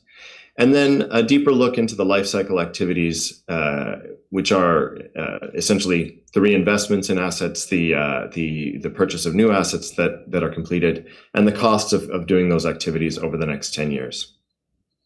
The outcome of this work is an expanded evaluation of the Township's asset portfolio and a deeper look into the investment needs at maintaining municipal services, but also there is a factor of compliance with Section 6, the additional requirements for this year under the regulation. So we're building on a lot of the work that's already been completed, but we are filling in some of the additional required details under the regulation that really help to paint a more complete picture of what the municipality owns, what the risks are to what they own, and what the investment needs are going forward. Next slide. In terms of approach for completing this work, we based it off of the 2024 Asset Management Plan, which was already adopted by Council. We added additional departmental reviews where we considered the definitions of levels of service and the performance targets for each asset class, And we invited department heads to contribute in a participatory fashion to defining those service levels as an appropriate indicator for services specifically within Oro-Medonte. In that process, we also identified key risks to assets and mitigation strategies that the township already has in place to take control of those risks and protect service continuity in the face of possible disruptions. We also discussed life cycle activities and looked at the funding needs over time for maintaining all of the township's assets across the portfolio. From there, we took this information and integrated into a consolidated report, which is the annex, which is being presented to you for adoption today, and tied in the cost projections to a financial strategy with additional details that build on factors of township capital reserves and other elements that we're going to be discussing at the end of the presentation today. Next slide.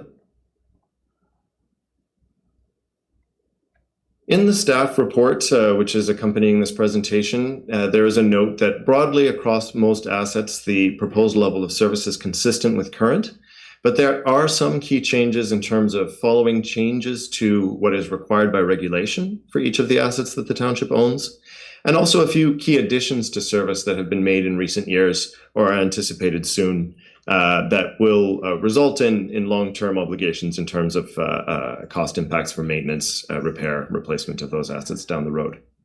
I'll try to keep it very brief in terms of what I cover for each asset class. Of course, there is more detail in the report.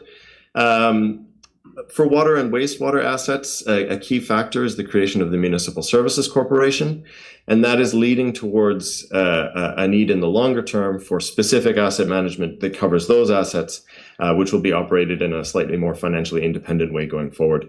I apologize if I'm not using exactly the correct term, but that the Municipal Financial Services Corporation will be a financially sustainable entity. There is an awareness of the expansion of the possibility for expansion of demand on the township's potable water systems, and also the expansion of the new Craighurst wastewater treatment system, which is a new level of service being provided in that part of the community. In terms of stormwater and roads, there are additional requirements under regulation for management of stormwater assets, including more frequent cleanouts and inspections. Overall, the township is investing in its stormwater assets. It's completing drainage studies and recognizing the need for investment in stormwater control assets in the face of storms and the threats of climate change to do with flooding. So this is resulting in a slight increase in the township's operations and maintenance budget, and may, in the longer term, push up the life cycle requirements for stormwater. Roads, similarly, levels of service are being maintained, but drainage needs could impact road quality. So there is a recognition of the relationship between stormwater management and road surface quality, where investments in stormwater assets are being also tied to the performance of roads. Overall, across these four asset classes, we determined that there is no need for a change in the cost impacts versus the 2024 asset management plan, but also recognized the need for additional investments and projections going forward. Next slide. For bridges and culverts, the township has been working diligently towards reducing the number of bridges that have load restrictions. The intention is to reduce it from 7 to 4 over the planning period. This could have an impact on road traffic volumes, where bridges, once they have their load restrictions removed, could change the flow of traffic. And the township also has experience with unplanned repairs, which are often costly for bridge and culvert assets. That said, there is a pretty extensive budget already included for bridge and culvert maintenance requirements in the asset management plan, so those cost forecasts are also not changing. On the facilities side, the Simcoe Woods Community Center is a major new facility that's being expanded, being introduced into the township this year. There's also a new bylaw office, and the township has recognized the need to add a 5-year external inspection program where township facilities will be inspected by third-party professionals with the intent of identifying deficiencies in buildings and being able to plan for their repair and renovation in a timely fashion based on those external inspections. There are, of course, operational costs increases and the potential for risks to do with operating costs in the new center. But these projections were already included within the 2024 Asset Management Plan envelope. It has only been a year since the 2024 Asset Management Plan was published, So broadly, a lot of the projections are still sort of aligned with the maintenance and operations requirements of the township's assets.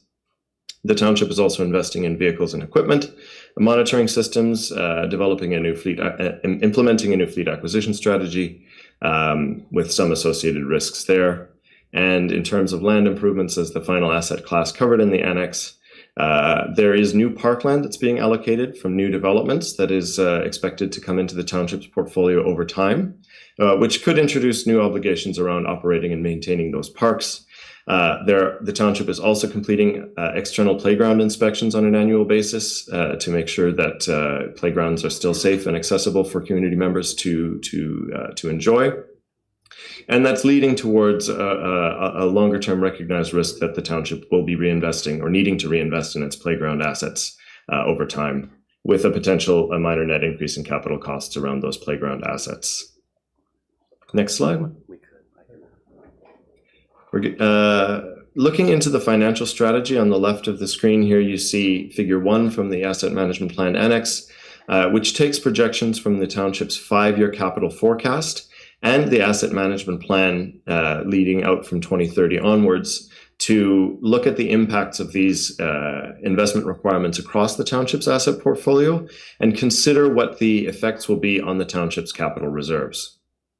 A key thing to note in the graph here, and I do know that Shannon Johnson will be presenting this shortly, but that the major drawdown on the reserves, the dashed line on the left side of the screen this year, is to cover costs associated with the community center and other one-off costs, and that with a 3% increase to the replenishment rate of the capital reserves, the township will slowly start building up towards the reserves that it had prior to these one-off costs. But as of 2030, if we look at what the Asset Management Plan has considered, and we maintain the annual infrastructure requirement of $21.8 million per year, which looks broadly across the township's asset portfolio and presents kind of an ideal scenario for what the reinvestment rate would be, these projected long-term requirements exceed the capital reserve contributions from 2030 forward. So in response, the township is looking towards possibilities like, and I do apologize, but some of the response strategies identified in the annex include refining projections and reducing life cycle costs. So really working towards better data-driven forecasts of what asset reinvestment needs are going to be, and focusing on maintaining levels of service within the cost envelope of the township where possible. The township already responds to growth-related costs via development charges and user fees.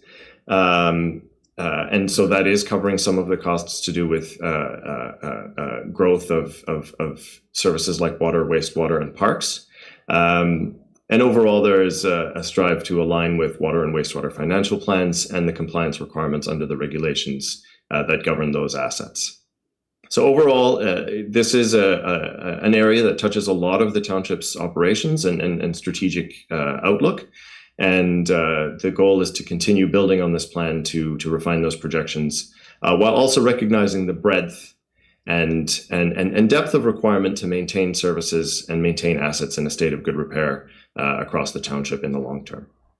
Next slide. So this report, again, addresses the key requirements for 2025 under the regulation, but it is part of an ongoing process of improving the quality of the township's forecasting and really ensuring that these types of plans accurately reflect the township's needs and that they provide a realistic picture of the types of investments that the township needs to be planning for so that it can maintain services that the public expects. One of the key next steps in doing that is to separate out an asset management plan for the Municipal Services Corporation assets. As we know, that corporation was essentially given its mandate this year.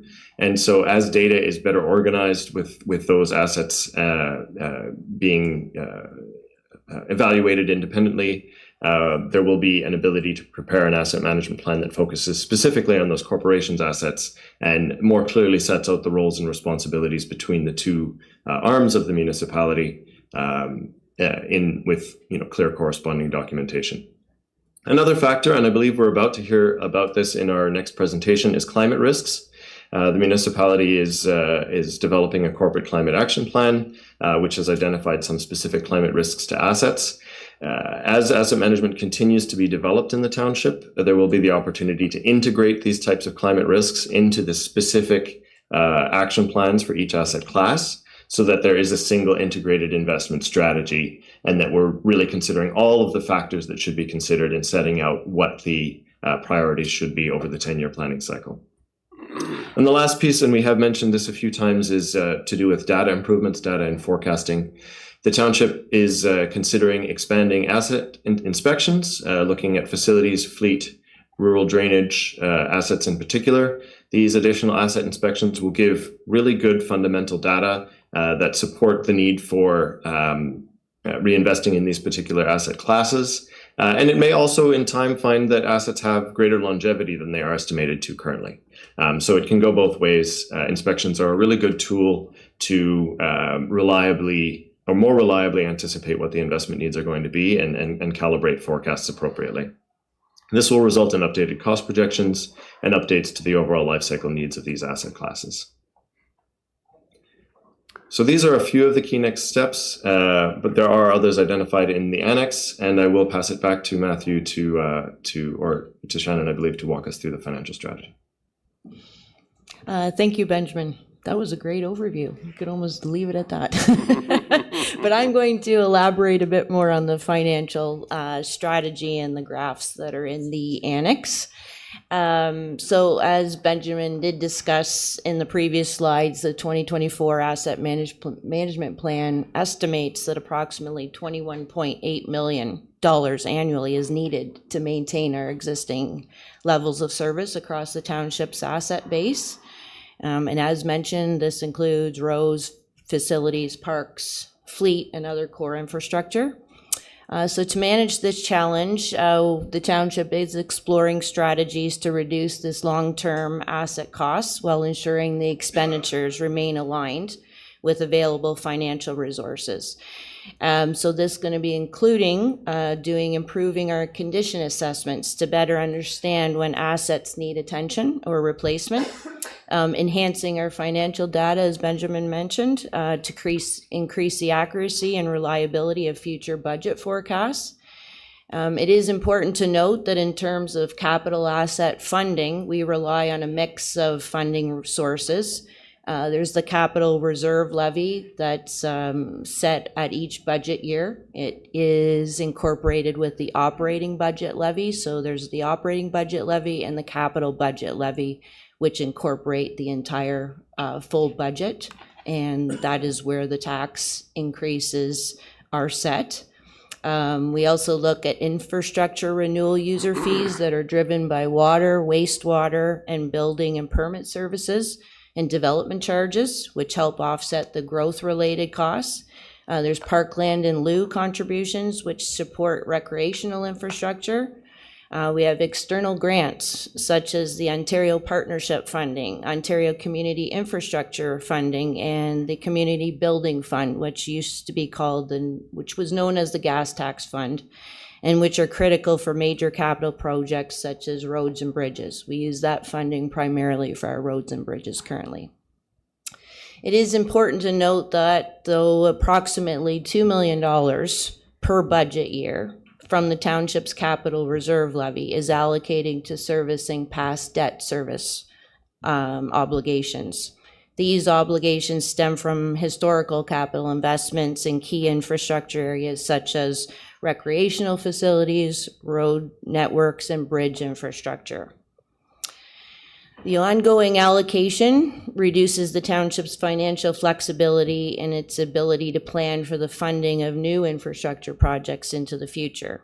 So it underscores the importance of strategic financial planning to ensure future capital needs are met without compromising the township's ability to maintain long-term financial health and continuing the levels of service and sustainable service level in community. Next slide, please.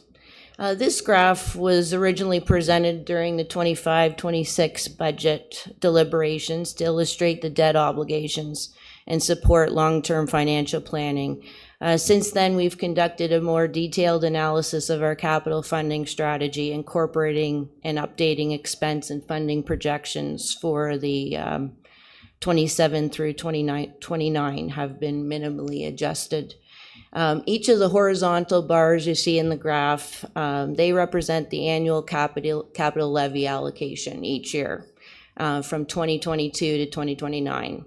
The green portion that you see on the horizontal bars reflect the amount allocating to servicing past debt. So this is of the capital levy, as I discussed. This amount each year is what we're using to pay for past servicing debt of roads, bridges, and recreational projects that we've done in the past. The orange bars are in our current budget and historical, and that has been what's been left to fund future capital projects. And in the pink, from 27 to 2029, that's a forecast. And again, that's what's remaining of the capital levy to fund new projects into the future. Okay, so as we look at that, we do have a capital levy each year, but like I mentioned, some of that goes to paying for past debt, and then some of it, as you see in the graph, goes to future planning. For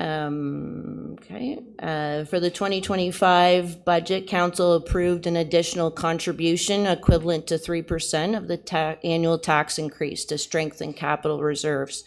This model assumes the 3% contribution continues each year to support long-term infrastructure planning. However, as we refine our asset management strategy and monitor reserve levels and spending trends, a more balanced approach may emerge. If reserve balances improve and infrastructure needs are met more efficiently, there may be an opportunity to reduce the contribution rate in future years. Figures 1 and 2 on the next slides and in the annex of this presentation will further illustrate and how this strategy will help support the sustainability of infrastructure plans. Next slide, please. So in figure 1, which is the graph that Benjamin had used as well previously in his presentation, this models the financial impact of maintaining the full asset management plan as it's been presented now at based on a $21.8 million annual investment target. This has been adjusted each year for 4% inflation. That is what the red dots at the top of the graph represent. That is the $21.8 million adjusted for 4% inflation. Well, the purple dashed lines, as you see, they start in 2024, and then they dip down for 2025. And as discussed, as Benjamin discussed, that is our annual capital spending in the green bar, and it's mainly driven by the Simcoe Community Center, the one-time cost of that, which is increasing our levels of service in the community. But as you see, the purple dashed lines have shown three scenarios. 1%, a 2%, or a 3% annual increase to the capital reserve levy. So that does represent the reserve balances once we take into account the green bars, which are the annual capital spending. The orange bars are the capital reserve contributions that we discussed that are going in to replenish reserves. What's clearly illustrated in this graph is that all three capital reserve levy additional contribution scenarios, our reserve balances are trending downward. In 2034, we are facing a projected shortfall of approximately $10 million, even with a 3% annual tax levy increase each year, fully to reserves, replenishing reserves. This is largely due to two factors. First, our debt servicing, which I mentioned, being about $2 million per year, funded from that same capital levy. Second, the scale of the asset management plan level spending simply exceeds our current funding capacity. Well, in short, the full AMP spending is ideal from a service perspective. It's not financially sustainable under our current conditions. This scenario highlights the need for a strategic shift, one that combines increasing capital levy contributions with moderated capital spending. In the next slide, we'll look at figure 2, which models that adjusted approach and shows how we can move toward long-term financial sustainability. Next slide. So figure 2 illustrates a capital spending model aligned with historical capital investment trends. So what we've historically been spending in the township and maintaining the service levels that we currently have.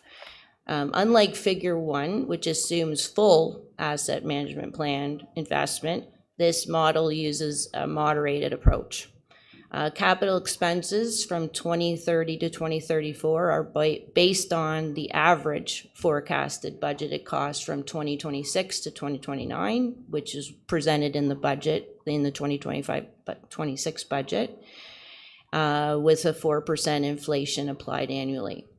So this aligns much more closely with our historical of our capital investment trends and provides a more practical spending path. So similar to figure 1, the green bars, as I discussed, show the projected capital expense funding. And the orange bars represent our capital reserve levy contributions. And again, the red dotted line remains the AMP investment target. And the purple dash lines, so you see they look much different. These are the 3 scenarios, the 1%, the 2%, and 3% annual tax levy increase scenarios. What's encouraging here is that under this moderated spending approach model, reserve balances begin to stabilize with a 3% annual levy increase, which we reach sustainability by 2029. And under a 2% increase, we achieve balance by 2033 or 2034. However, it's important to note that even with these improved scenarios, reserve balances only just meet our capital spending, and it only leaves little room for contingencies, growth, or unexpected costs and emergencies. Yep. If I could jump in and just add to that comment that really an optimal program is somewhere in the middle. We know that the 21.8 million that was identified in the 2024 asset management plan is not sustainable. And as Shannon and I spoke to council about in the budget deliberations and the budget presentation, a lot of that is based on the book value of assets. And we have a lot of assets that are fully depreciated, but in good condition. It doesn't reflect the actual cost of or timing of renewal. This scenario really, for illustrative purposes, shows what our spend has been to maintain. And as Shannon highlighted, when there's new infrastructure that comes online, there are those spikes, like the new community center in Horseshoe Valley, or replacing some of our more expensive aging assets, like our roads, garages, and even the township administration building in time. As we look at those buildings for replacement, there's a significant cost. So we need to make sure that we have money in the reserves to be able to deal with that replacement when the time comes. So it's not just that the 3% and the long-term financial plan will address that scenario. It really is a combination of a multitude of factors that of strategies that we're looking at to close the gap. I just wanted to highlight that for council and for the public as well, that this is not an issue specific to Oro-Medonte. This is a challenge all across the province as well. But it is something that is built into our capital planning through the budget process, and will be subject to further refinement. But I did want to just highlight that between the two contrasts, that it is likely an optimal program that we're continuing to work on somewhere in the middle. Yeah, and so, no, that's great. And just to wrap that up, future discussions with council, consideration of increased capital levy contributions during budget deliberations will be critical. While the funding challenge is significant, the township is taking proactive steps to build a resilient, affordable, and sustainable future. Thank you. Thank you very much, Shannon, and I also want to thank Benjamin and Matt for the presentation. Very important piece of the sustainability of the township. I will open the floor to council if there are any questions regarding this presentation. Councillor Hutchison.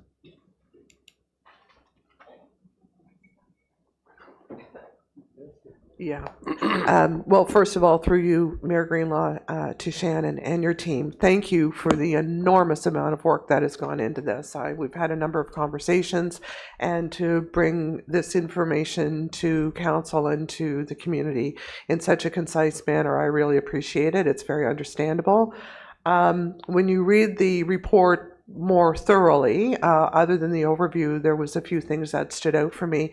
And, there's always talk about, why are taxes increasing? And I think that this explains very clearly why taxes need to increase, and it's not due to overspending from this particular council or legal fees or things that are being floated out into the community. But more so, I really picked up on commentary within the report that talked about a persistent funding gap that has led to this situation where we now have this reserves in the state that they are in. So could I ask you to elaborate on that particular comment that was within the report, so that the public can understand sort of where we are today and I think we understand where we are today and what we need to do tomorrow, but how did we actually get here? Thank you. Through you, Mr. Mayor, to Councillor Hutchison. Thank you for the question. Yes, the township continues to face a persistent funding gap, which I did mention in our staff report. It's primarily due to insufficient and underanalyzed annual capital contributions and the spending that's happened historically. This year marks the first year that staff have really done a deeper dive into the long-term planning and forecast with the asset management, with the onboarding, as well as Matthew and his expertise in asset management, which has been a very valuable asset to the township. He and I have done more of that analysis and looking at the historical and average spending limits and looking at the past historical contributions to capital reserves. There's always been just the idea of trying to maintain a certain percentage on the levy, but that has shown to prove that that has not been sufficient in the long term. So now we're trying to play a game of catch up, really, and because that model or analysis has not been done in the previous years. As well, it's really to maintain clarity as well in the capital asset management planning, all the operating reserves, such as any legal reserves or weather event reserves or things that are used in our operating reserves to maintain the smoothing of operations, has been removed from this analysis, because operating reserves are not used in the funding of the capital asset management plan. It is only the capital infrastructure reserves that have been utilized in this model and have had a deeper focus on what do we need in those capital reserves to fund our capital assets. In the budget documents, we showed reserves as a holistic view of all types of reserves in the township, and there's still a funding gap in areas. But for the asset management plan, there's been more of a focus just on capital reserves and that capital levy contributions that are funding this replacement. So it just gives each budget year, we get to present an opportunity for council to strategically assess and adjust these contributions on the levy. And this is going to be supported by financial strategy that's data driven. We're going to have better data as we're continuously updating our ERP systems, and we're updating all of our digital transformation that you'll see in the next presentations to come through this council meeting today. And we're just working towards long-term asset management goals and service level expectations in the community. Thank you for the question. Thank you. CAO Benz? If I could maybe just add a couple points to this as well, that as Ms. Johnson alluded to, there's a number of factors, historical tax increases, a lack of kind of the data to be able to forecast into the future. Development charges are another source of funding the infrastructure that's required for development. And again, that is a future focused exercise. So, the way development charge studies were done, in the past were not how they're done today. So, there hasn't been, I think, that sophistication in having the data and future focus to really predict what infrastructure requirements are needed. So in user fees are the other element of the revenue equation. And the asset management plan is regulated by the province. It's drawn the importance into those levels of service, the long-term financial plan. The other item on council's agenda is an update on your strategic plan. And I think council, with input from the community, has developed a plan that really is future focused. And there's a number of structures that have been put in place. We've done the development charges review. We've done a user fee review. There's a number of those structures that are in place that will help the long-term asset management and funding of our assets. So it is multifaceted and it is dynamic. We're not the only ones in this situation, but it really is, I think, a more sophisticated, data-driven approach, as we heard through the presentation, to be able to ensure that we're sustainable in the levels of service and that we have appropriate reserves. And it will be a dynamic and ongoing process to refine through our capital budgets. Thank you very much for the additional comments, Mr. Bin. Supplemental? Well, thank you, through you, Mayor Greenlaw. So thank you so much for the clarity, both CAO Binns and Shannon. I'm really confident, I will say, in the data that I'm seeing in the reporting that's coming out of finance and the future-focused methodology that you're now using. I think we're on the right path. And I really, once again, thank you for all of the hard work that I know that has gone into this. And I think it's very clear to us as council as to where we need to go, and to people in the community as to why we're going this way. It's just executing that financial responsibility that I'm really delighted to see. So thank you. Deputy Mayor Lavoie. Yes, thank you very much, and thank you for your comments, Councillor Hutchison, to staff, financial staff. This is excellent. I think the one thing that speaks most to this issue is we haven't been hearing financial information in August before. So clearly, the budget plan is on its way, and that's good to hear. And I do think there was a period of time when we were running by the seat of our pants on Excel spreadsheets, and we didn't know what the budget was. So none of that made any of this council particularly comfortable, nor could we be focused on other matters that we will be discussing later today. And I want to bring that forward because this council has faced a lot of headwinds in getting where we are today. And we take all matters seriously.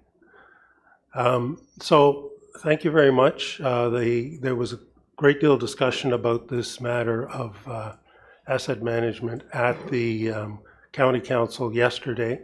It's very clearly a large concern. It will have a big impact on budgets, as did things like the police funding model, but we'll get to those issues in due course. And once again, thank you. Thank you very much for those comments. Is there any other questions from members of council or on this matter? Shannon, Matt, and Benjamin, thank you very much. I reiterate exactly the same comments that my colleagues have expressed. I think it's important, as we evolve into the future, it's not, we need to be in control of things today and down the road. So I think the recalibration that the senior management team has taken on has put us into a much more positive way, and I thank you for that. And I think our sustainability moving forward is in good hands. So thank you. Madam Clerk, can we have a motion to receive the report, please? Moved by Clark, seconded by Shall. Be it resolved that FI 2025-09, Shannon Johnson, Director of Finance, Chief Financial Officer, Re 2025 Asset Management Plan Update be received and adopted. That the PowerPoint presentation presented by Benjamin Kozwarski, Urban Re, be received, and that attachment A of FI 2025-09, titled 2025 Annex, Proposed Levels of Service and Risk Assessment, be approved. Okay, you heard the motion. Is there any questions regarding the motion? Seeing none, I'll call the vote. All in favor? Any opposed? There are none. That is carried, Madam Clerk.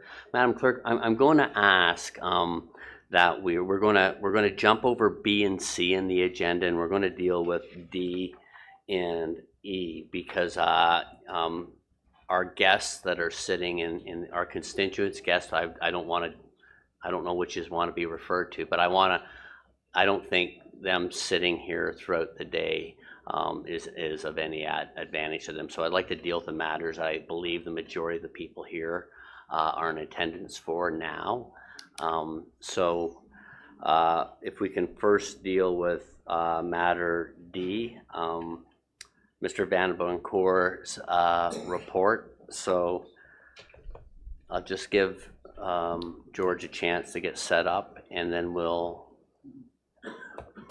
deal with item D. Excuse me, Mr. Mayor, I'm going to leave the chamber. Okay. Yes, that's right. Councillor Shell declared a conflict, so thank you.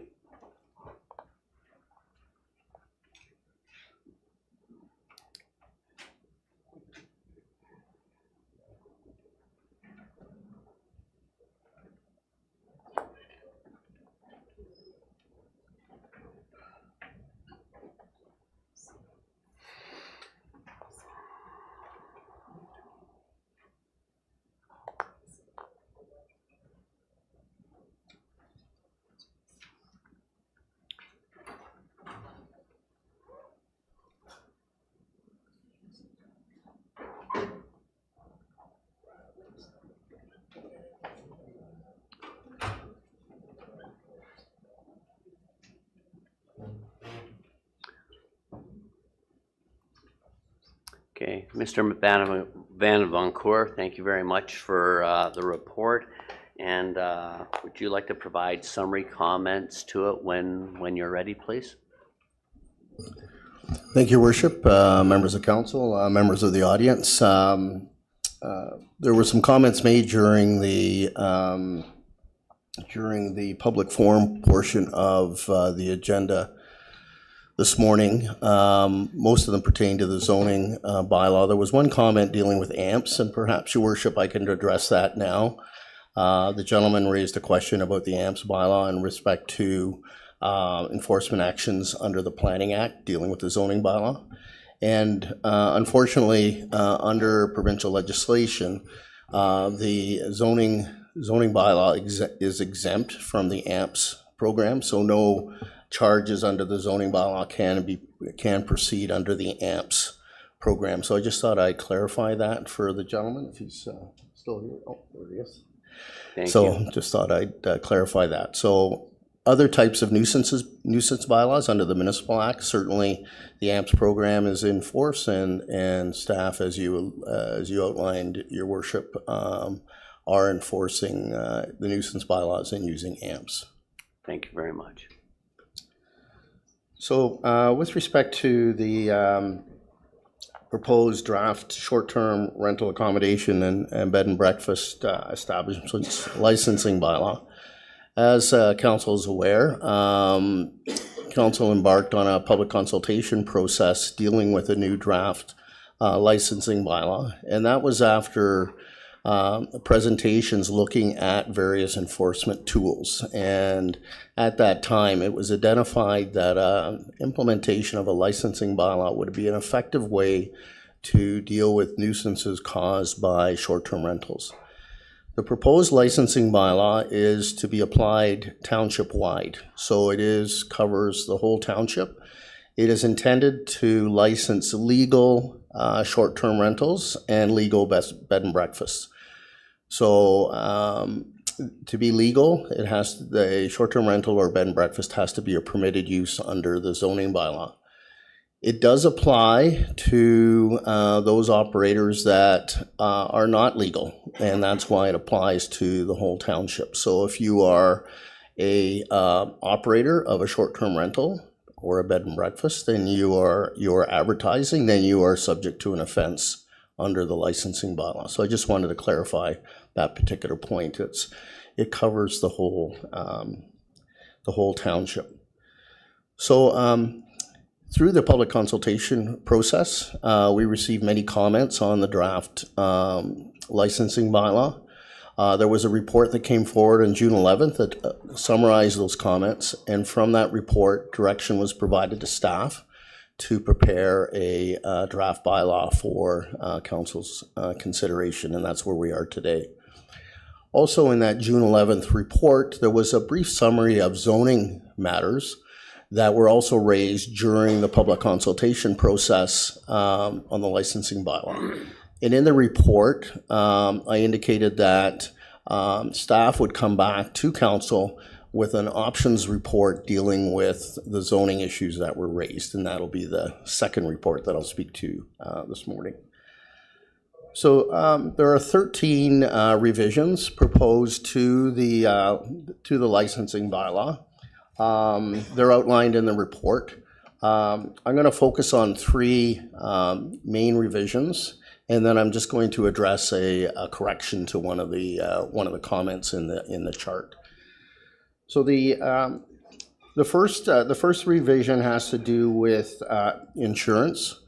In the original draft bylaw, there was a clause dealing with insurance, and it was based on commercial insurance requirements.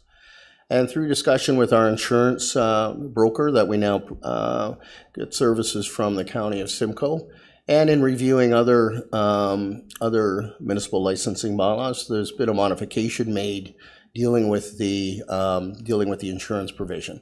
And essentially what that means is that a legal operator can get an endorsement on their residential policy to provide insurance as a short-term rental. They have to identify to their insurance provider that they are operating a short-term rental. They get an endorsement on their residential policy, and the municipality needs to have evidence of that insurance policy when they apply for a license and when they go for a renewal. So that's the first change. The second change, Your Worship and members of council, has to do with the number of occupants in a short-term rental. There in the bylaw, there is a restriction to limit the number of people in a short-term rental, 2 persons per bedroom, or up to 8 people in total. And comments were made about children under the age of 2, and whether some flexibility could be provided for children under the age of 2.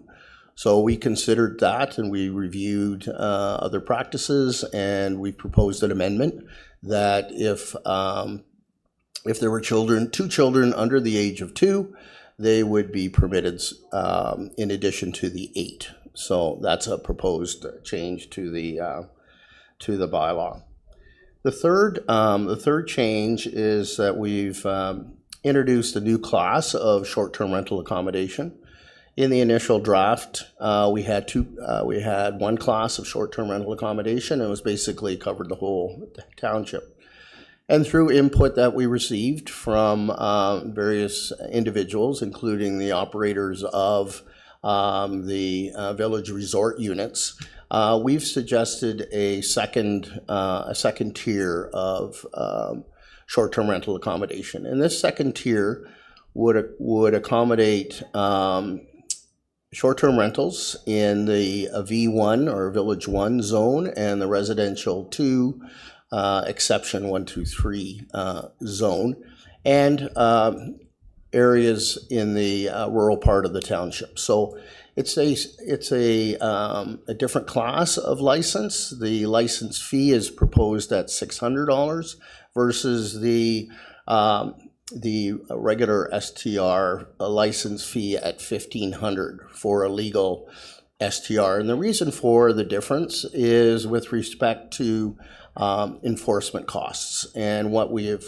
found historically through discussions with our municipal law enforcement is that the enforcement requests pertaining to STRs operating in the rural area or in the village resort areas or the area Carriage Hills or Carriage Hill Resort, we don't receive too many complaints, if any at all. So because of the lack of complaints in those areas, the fee is basically developed to cover the costs for the municipality, and I'll get into that a little bit later, Your Worship.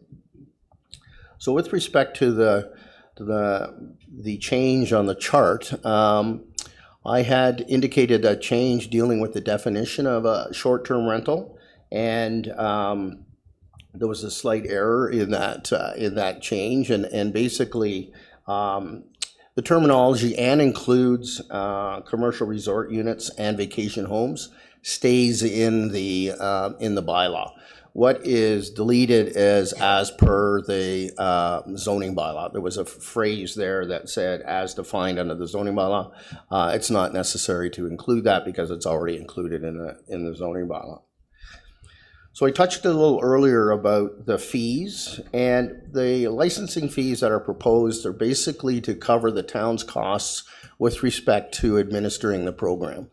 So we have costs to submit an application, to conduct inspections by our staff, municipal law enforcement, the fire department, and a septic system verification from our building department. When you add up those costs to do that initial work, you get a baseline fee, and that baseline fee is a little over $500, and that we're proposing that the fee for a bed and breakfast establishment be set at $500. The first tier of short-term rental license fee would be set at $600, and the reason for the additional $100 is that we've contracted Granicus, a third-party agency that monitors advertisements on the internet of short-term rentals. They provide a 24/7 hotline for complaints, and they do monitoring for the township. So they provide those three services at a cost of about $14,000. So because of that cost, we've allocated $100 toward the short-term rentals for the rural area and the V1 and residential 2 exception 1, 2, 3. And then the other tier would be for a regular short-term rental, and that's $1,500. And that is a fee that is within the range of fees that are charged by other municipalities, as outlined in the report, and it's a reflection of increased enforcement costs that the municipality would experience. So those are the three layers of fees. The draft bylaw that is before you today is essentially in its final form. We have received some comments from interested parties. We'll be meeting with those parties just to discuss their views. We did make some adjustments based on comments that we received. They've had an opportunity to review the bylaw. They feel that perhaps we didn't go far enough, or there wasn't a change that they've outlined. So we'll be meeting with them. But other than those comments and comments from members of council, the bylaw will come forward to a meeting at an appropriate time. We as staff are looking at a December 1st implementation, which if that proceeds, that would be the regular that would be the regular date. That would be the renewal date for SDR licensing. That's why December 1st was selected. If we're able to bring it to the September council meeting, that would give us approximately 6 weeks to notify the public of the implementation of the zoning bylaw. If council deems it appropriate that the bylaw should be implemented at a later date, then certainly we'll still embark on a public consultation process. So lastly, Your Worship, before I wrap up, members of council, members of the public would be familiar with that the Township of Tiny has gone through a licensing bylaw regime. Their bylaw was challenged in the Superior Court. The Superior Court upheld the licensing bylaw. It has now been challenged. It was challenged a few months ago to the Court of Appeal. At some point, their licensing bylaw will proceed to the Court of Appeal. Independent individuals have indicated that their bylaw is fairly solid. So it's not anticipated that the bylaw will be quashed. But we're certainly mindful of what's happening in the Township of Tiny, and if adjustments are required at some later date with respect to the licensing bylaw, certainly staff would be prepared to bring forward an amending bylaw at that time. And my last comment, Your Worship, has to do with the review of the bylaw. Experience in other municipalities has indicated that it takes about 2 to 3 years for the program to get up and running and to stabilize in terms of those who want to continue as a short-term rental, a legal short-term rental, those that may want to apply to become a legal short-term rental, which at the current time would be a rezoning application. So those revenues and expenditures will fluctuate over those periods of time, and some adjustments should be looked at. And from staff's perspective, we said that one point is during the annual fee review that township staff undertake. But I think, Your Worship, that probably within 2 to 3 years, the bylaw should be looked at and any adjustments made. And some municipalities may be familiar with. The city of Orillia just went through a process. The town of Huntsville just went through a process looking at their bylaws, town of Blue Mountain as well. So, Your Worship, that concludes my presentation, and I'd be happy to take any questions you may have. Thank you very much, Mr. Van Vancour. Council, I'll open the table for questions and comments. Deputy Mayor LeBlanc. Yes, thank you very much, and thank you for the preparation of this bylaw. I think there were a couple prepared before that didn't make it this far. I think one of my comments that I did pass on to Mr. Van Vancour was with regard to the change to the bylaw for the responsible person to attend the property or within 24 hours as opposed to 1 hour. 1 hour might be too tight, I don't know, but I think 24 hours is probably too loose, and I'll put that on the table for possible consideration when this bylaw comes back for approval, final approval. I do want to point out, of course, we did just recently have a different presentation on an AMPS program, but that was for the asset management program. The AMPS program in this context refers to an administrative monetary penalty. And it is a penalty. It's not a charge, and it doesn't follow through a court system. And I say this because it does provide the opportunity for the township, and it's what we're chiefly relying on in order to get expedient results in terms of correcting operations, of illegal short-term rentals in the township, because the licensing bylaw, being under the Municipal Act, as you have heard, will apply both to illegal and illegal operations. So therefore, we can charge fees to illegal operations under the AMPS program because it flows from the Municipal Act and not the Planning Act. Now that we're going to have, I think, a lot of concern that was expressed and frustration, and it probably exists as much on this side of the horseshoe as on that side of the horseshoe, is simply that the entire legislative regime is difficult to understand. And there are different paths through which these types of prosecution flow. And we will get maybe a little more into that in the second presentation on this subject. And I think here, if I can speak on behalf of my colleagues, we're as anxious to see something get going as you are.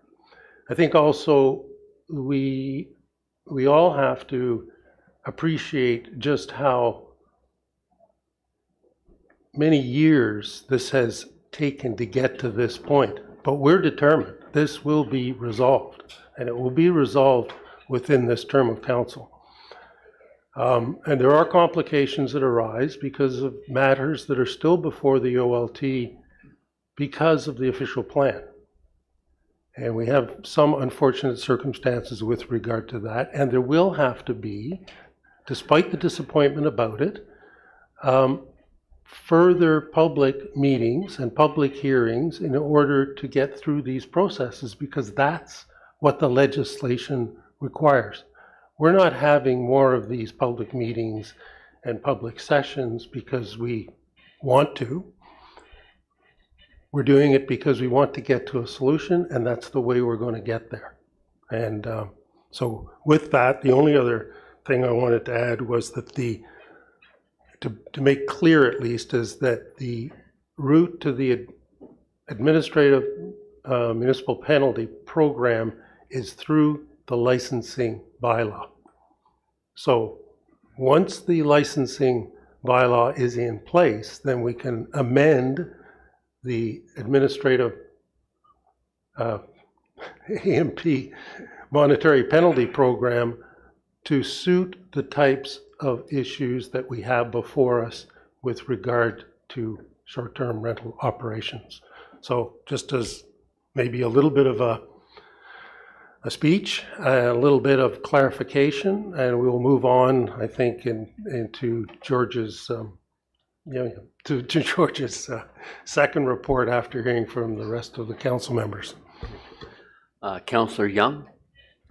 Yeah, thank you, Mayor. I just want to emphasize to the people here, and I guess in those watching, we haven't lost sight of the problems that these short-term rentals have caused for a number of years. I guess it's 18 years now, and 3 councils have dealt with this, and certainly I was going to our 3rd year, but certainly I was dealing with this unofficially prior to that, and very familiar with a number of you people by name down there. But we haven't lost sight of that, okay? The disruption it causes to the neighborhoods and changes the culture of the neighborhood. Nobody wants to live in a place. I mean, a lot of these people have lived there, I know, 30, 40, 50 years down there, and this was a place that we're going to retire to quietly and enjoy their retirement years. And suddenly you have this commercial operation next door or just down the street. It does change the neighborhood, I could very easily put myself into that position, having a neighbor where there's constant parties every other weekend sort of thing. So we get it, okay? We get it and we understand, but we're trying to deal with it as best as we can in your interest, and I can say that, okay? In your interest, in the interest of the community, the interest of the people that live on that street where you live. So again, I just got to say that because I know there's a lot of opposition. We know the problems that you guys have encountered over the years and continue to encounter over the years, But we're trying to resolve this. We inherited a number of legacy files from the previous council. We've closed a number of them, but we're trying to deal with this and conclude this matter as best as we can, as this council can, in your interest. We can say that, okay, honestly. So I just want you to know we haven't lost sight of it, and we get it. We understand the problems you guys are having and the difficulty for you to live there and those that have lived there for years. And you know, this isn't the reason why you guys bought there. It was to enjoy the rest of your life, and whether you're retired or not, type of thing. So, okay, we get it.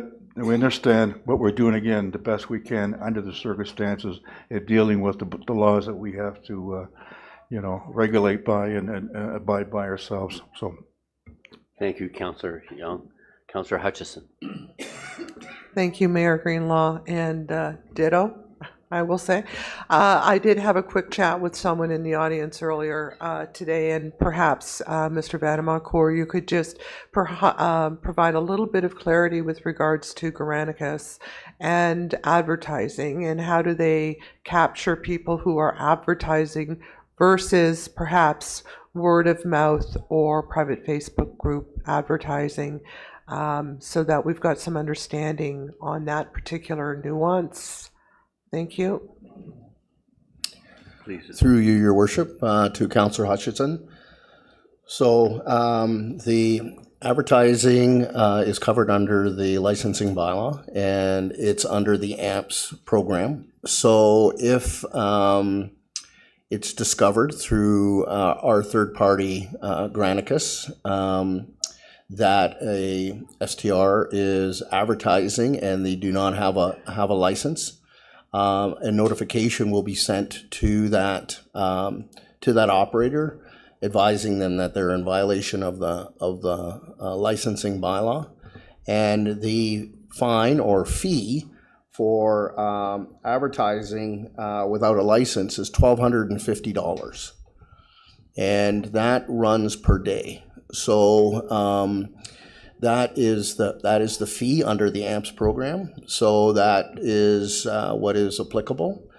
If the individual councillor wishes to contact municipal law enforcement, they could contact municipal law enforcement if they've noticed that an individual is advertising, and that's verified through municipal law enforcement and Granicus. Again, that's $1,250. So that is the process. It's either through Granicus or through municipal law enforcement. Supplemental. Thank you. Perhaps I wasn't clear enough with my question. When you say advertising, is that just strictly through a VRBO or Airbnb website? Or what if people are advertising through word of mouth or through some other method that is not traceable, but you have perhaps neighbors that know that the home is being rented as a short-term rental, but they don't have the proof of an actual advertisement? Thank you, Councillor. So yes, that question has come up, and that's a difficult circumstance because advertising is advertising. So even if an operator puts a little placard in front of their house and says cottage, for rent, that's an advertisement. But word of mouth and that type of thing is very difficult to enforce with respect to an illegal advertisement, and we try to capture as much as we can through not only looking at the websites, as you've mentioned, but going into other websites like Facebook Marketplace, Kijiji, other locations where people may try to avoid the main platforms and go in another route. But we can only go so far, Councillor, with respect to trying to track those advertisements down. Please go ahead. Supplemental. Sorry, I'm going to dig a little deeper on this. So you had mentioned that municipal bylaw could be called if someone recognizes that there's an advertisement, and that they could then address the illegal situation of the STR. would that also apply if a neighbor just through observation, knowing there was multiple cars in the driveway over the weekend and that the owners were not there, and that there has been historically sort of this underground rental happening, would municipal bylaw be able to execute on something like that? Through your worship, yes, they would. And that would start an investigation process through our forces as well as Granicus to see, you know, how is this being communicated in terms of advertising. One of the things we need to caution is with respect to family members. So there may be a cottage owner that has an extended family that they're the ones that are coming up to the cottage. And so we have to be careful in terms of that, but certainly the investigation would be initiated and we would do everything that we could to try to determine whether the operation of that particular unit was legal or illegal. Okay. Councillor Bard. Thank you, Mr. Mayor, through you to Mr. Badabang-Kur.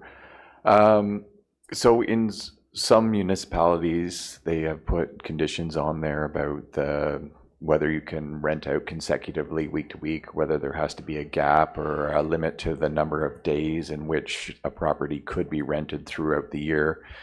I guess the first question would be, are we thinking of putting something like that in here? I can't quite see that in there.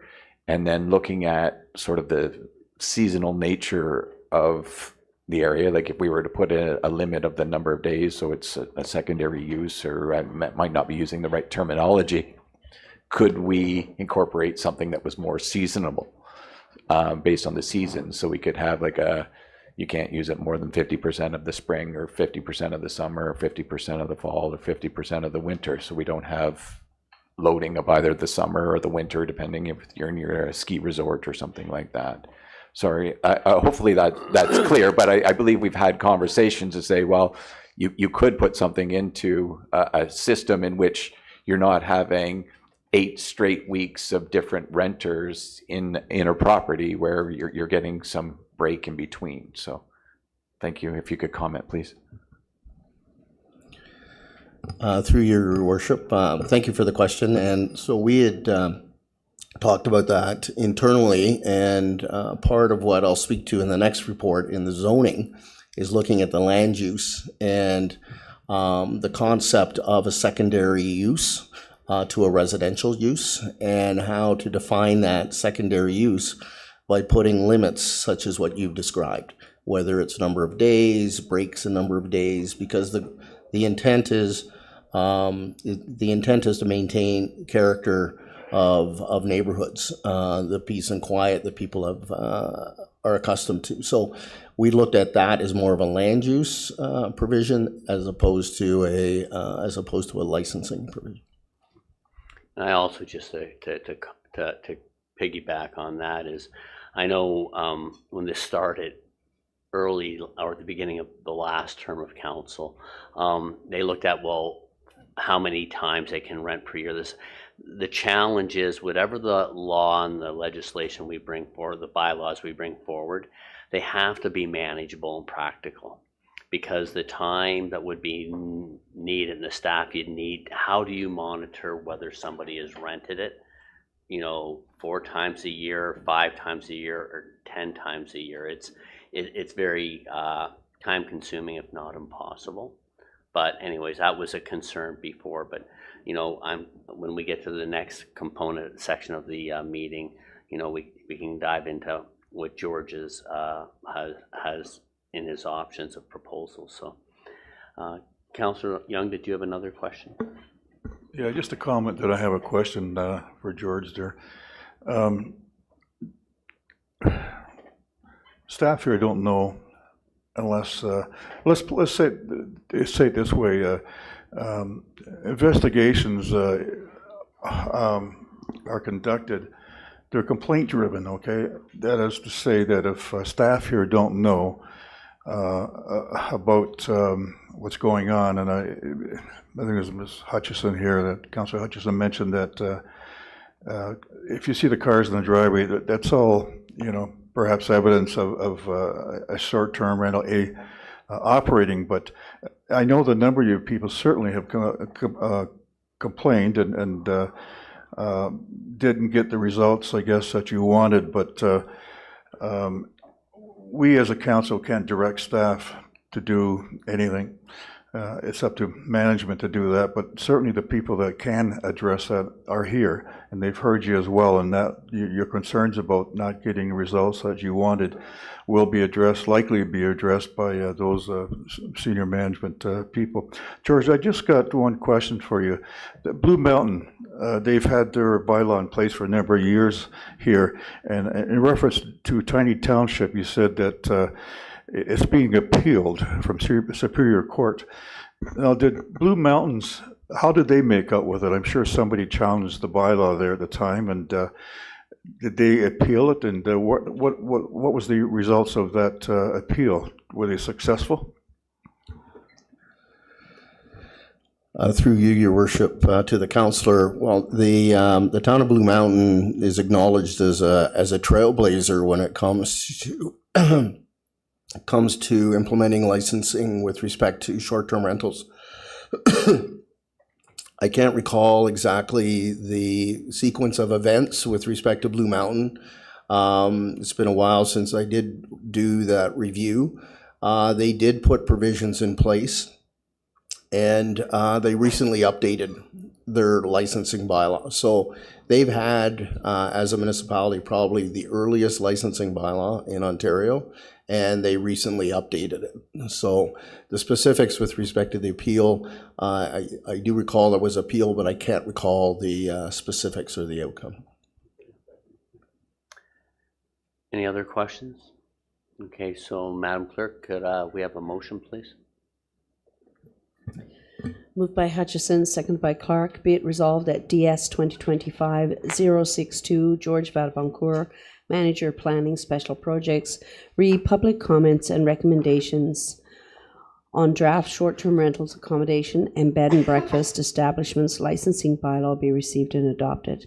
The council approved the recommended amendments to the draft short-term rental accommodation and bed and breakfast establishments licensing bylaw as outlined in DS 2025-062, that the draft STR and B&B establishments licensing bylaw return to council for consideration at the next available meeting. Any comments or questions regarding the motion? Seeing none, I'll call the vote. All in favor? Any opposed? There are none. That is passed, Madam Clerk. So I'm going to say before we break for lunch, let's deal with 11E. Is that okay? Thank you. So, Mr. Vadaboncourt, would you like to provide a summary of comments regarding this item, please? Thank you, Your Worship, members of council, members of the audience. So the second report follows along the first one and has to do with zoning concerns or matters that were raised during the public consultation on the licensing bylaw, both in written form and through the public consultation period at the meeting and then subsequent to the meeting. So as alluded to in the June 11th report to council, as I indicated, I would bring forward an options report to address those four options that came through the public consultation. And the recommendation is that those four options go out for public consultation, similar to what the township followed through the licensing bylaw. There's proposed that no decision be made today other than authorization to proceed through the public consultation process. And we've already received a number of comments, and I thank those that attended today to make comment. And we received comments from the associations, as it was alluded to earlier, and there's been a lot of feedback already received with respect to this report. So the intent of the report, Your Worship, was just to outline 4 options, and I'll go through them quickly so that everybody understands. So the first option is basically a status quo where short-term rental accommodations would be permitted in the Village 1 or Residential 2, Exception 1, 2, 3 zone, and through a zoning amendment that an interested party would have to apply for. So there only would be permitted in those 2 specific areas in the township. Residential 2, Exception 1, 2, 3, and the Village 1 commercial zone. Option 2 introduces short-term rental as a secondary use for properties in the rural part of the township, those properties zoned agricultural rural or private recreation. And that was feedback, as a result of feedback we received from the rural community with respect to provision of short-term rentals to provide accommodation for temporary employees to assist with farming operations. So through that option, a definition of short-term rental would be introduced into the bylaw. It would be classed as a secondary use and follow a similar principle that's already been established through the OMAFRA and the provincial planning statement. So that's option 2. Option 3 would take that secondary use principle, secondary use to a main residential use, and it would introduce that concept township-wide. So any zone that permits a residential dwelling unit, a permitted secondary use would be a short-term rental, and it would be regulated through the licensing bylaw. So option 2, option 1, all these options are all regulated through the licensing bylaw. But option 3 would be permitted as a secondary use, and the nuisances and whatnot would be regulated through the licensing bylaw. And through the introduction of that term secondary use, to go to Councillor Bard's comment with respect to providing some limits on what a secondary use is, because secondary should be secondary. It shouldn't be primary. So how many days per year? And there are examples that different municipalities have put in place, days per year. Some municipalities have put in breaks. There has to be breaks. So that part of that would be a part of the discussion with respect to the definition of secondary use. The fourth option is broken into 2 components. The first component is a temporary use bylaw, and council would enact a temporary use bylaw that would apply for across the whole township under Section 39 of the Planning Act, and it would allow short-term rentals as a permitted secondary use for a period up to 3 years, whatever council deemed would be appropriate. Could be 1, could be 2, could be 3. And it's subject to renewal. So it's whatever period, it can be renewed for another period, up to 20 years. After 20 years, then it can't be renewed any further. So that would allow short-term rental accommodations township-wide on a period up to 3 years, and it would function like a pilot program, if you will. So council would have the ability to be able to evaluate the licensing bylaw to determine if it's addressing nuisances or the concerns that the public have with respect to short-term rentals. And this 4B is a derivative of 4A in that council, as a matter of policy, would consider if there was an application for a zoning amendment to permit a short-term rental on a property, it would only consider a temporary use bylaw. So somebody could not apply they could apply for a permanent use, but council would only consider implementing a temporary use, again, for a period up to 3 years. And again, the council would have the ability to be able to evaluate, determine whether the operator's been a good operator over that period, and whether the temporary period should be extended, or perhaps it becomes a permanent permission where the person that property has an amendment that allows for a short-term rental as a secondary use. So those are the four options outlined in the report, and it's proposed, in keeping with council's approach with public consultation and gathering input, as it did with the licensing bylaw, and that will be spoken to during the strategic plan review. It's proposed to go out to the public and get comment on those four options, and then come back to council with a report similar to the licensing bylaw, explain what we've heard, and then outline a recommended course of action or different actions that council could take. So today, to sum up, your worship, is basically to table those four options and seek direction from council to engage in a public consultation process to gather input on these four options and come back to council with recommended options. Thank you very much, Mr. Van Voncourt. Council, I'll open the floor for any questions. Deputy Mayor Lavoie. Yes, thank you very much for that report.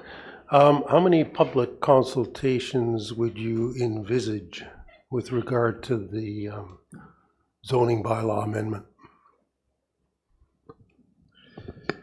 Through you, your worship, to the deputy mayor, I've had some preliminary discussions with our manager of communications.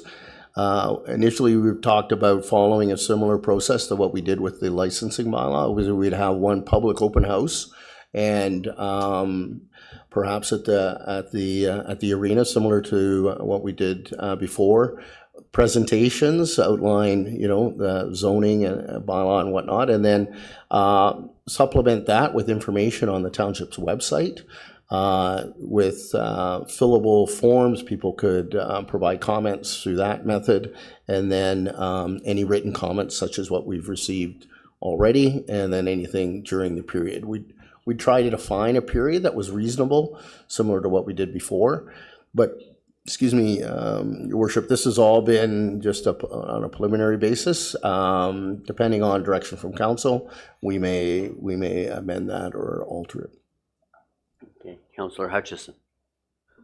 Thank you, Mayor Greenlaw. Through you, supplemental to your comment, I think we need to be mindful. We're in summer and a lot of people are away. I think the timing of that consultation needs to be carefully thought of as to so we can capture the most attention to it as possible.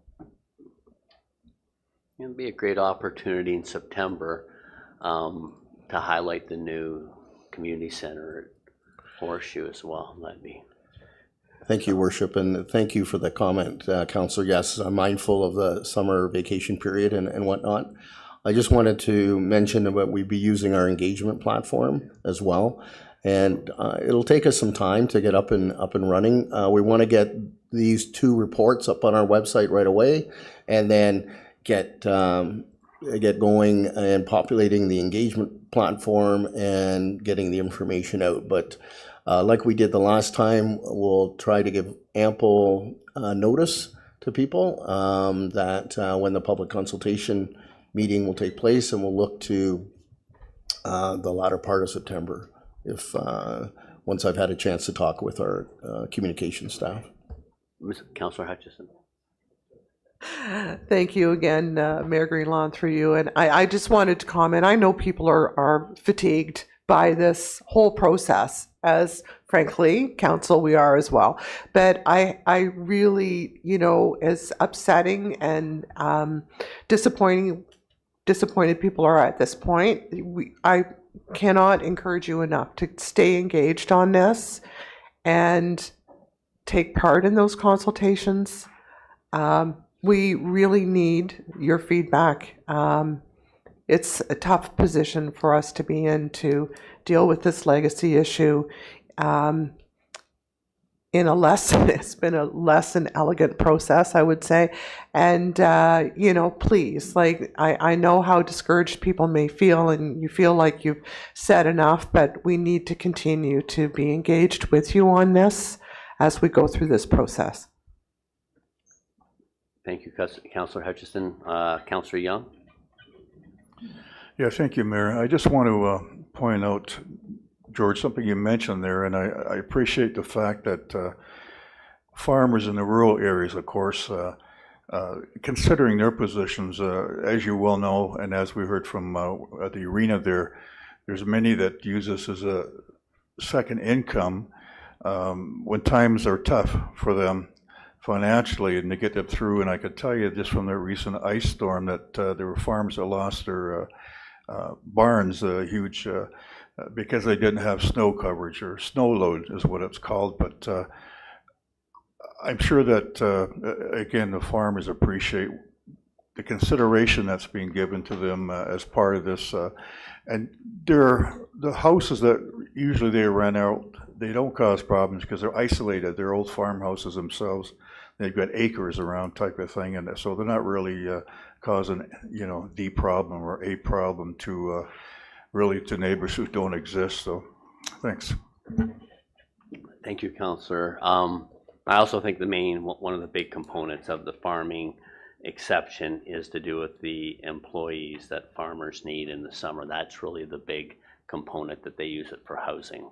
So if there's any other questions, if not, then I think we're almost ready to wrap this up. I just wanted to, George, if you could comment on the 4 options, which are 5 because it's 4A and B, is that, they're from the feedback, we may determine that we need a hybrid, which would be a different option than just as them individually. Is that there may be a merging or a consolidation of the options that are put on the table. Thank you, Worship. Yes, that's correct. So through the public consultation process, through this, a hybrid option may emerge as an option that is brought forward to council. Those are the four or five that we heard through the consultation process, but we're going to go out and get input on those 4, and it may be that 2 of the 4 get combined, and that's the hybrid, or there's another option that comes forward. So, thank you, Worship. Perfect, thank you. So, Deputy Mayor Lavoie. Yeah, I do have a question, actually. With regard to any amendments that are made to the zoning bylaw, I'm going to take it that only the amendment itself, as was the case with the commercial accommodation amendment, it's only the amendment that's appealable. So if there are, and bear with the question, so if there are no changes to the prohibition in residential areas, let's say that, for instance, shoreline residential, but we make a change to an agricultural rural zone, it's only the agricultural rural zone that's an appealable to the OLT, and only by the property owner themselves. Would that be correct, or is this a premature question? And if it is, please just return with the answer, because I do think since the appeal rights under the OLT have shifted substantially, there are circumstances, of course, where, operators or residents can only appeal where it touches their property as individuals, and they cannot group together and appeal as a corporation or any other entity that acts similar to a natural human, or whatever the term is. Thank you. Thank you, Worship. Through to the Deputy Mayor. As you alluded to, there's been a number of changes with respect to appeal rights under the Planning Act. I feel more comfortable today to be able to consult with my colleagues and legal before responding to that, because I want to make sure that I have a correct answer for your question. Thank you. Yeah, sorry. Just as a supplemental, because I think in terms of the report that comes back, we all, residents and council and staff alike, need to understand what the risks are to making any of those changes, should they be made. So thank you. Thank you. No further questions. So in closing this up, thank you for the report, Mr. Van McCor. To the public, we need to get this under control. We've dealt with it for now almost 8 years. And this council will come forward with a solution moving forward. We're not going to kick it down the road. Whether you decide this is not the council that best represents you, that's fine, but you're going to be starting back at ground zero. And we want to bring this to a close, get it implemented, so that at least the next council is not trying to clean things up and educate themselves over the first 2 terms of a new council. So, Madam Clerk, if you could read the motion, please. Moved by Lavoie, seconded by Young. Be it resolved that DS 2025-088, George Vadaboncourt, Manager, Planning, Special Projects, options to address zoning matters raised during short-term rental accommodation, STRA, and bed and breakfast licensing bylaw, public consultation be received and adopted. That council directs staff to seek input from the public on zoning bylaw amendment options created to address zoning comments received by the public on the draft STRA and BNB licensing bylaw. And that staff report back to council with recommendations after considering input from the public. Thank you very much, Madam Clerk. Any questions or comments on the motion? Seeing none, I'll call the vote. All in favor? Any opposed? There are none. That carries. So we will be breaking now for recessing for a lunch. I want to thank all the people from the public that came out today, and appreciate your patience and staying with us through this. And if you want to stick around for the rest of the meeting, you're more than welcome. But we're going to take likely a half hour for a lunch break. And CAO Benz. Thank you, Mr. Mayor. If I could suggest that if we're able to deal with another matter for maybe another 10 minutes before breaking, thank you. Okay, sure. Please go ahead. What item do you want to deal with now before break? We're back to 11B, Your Worship. I'm just going to get Councillor Schell. Okay.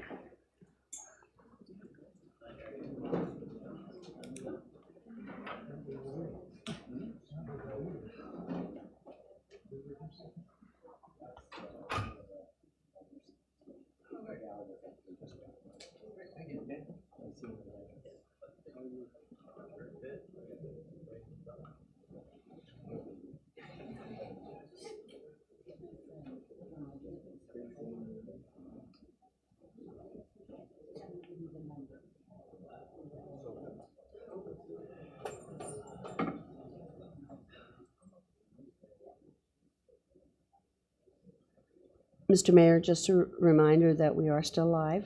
We aren't on break yet. Okay.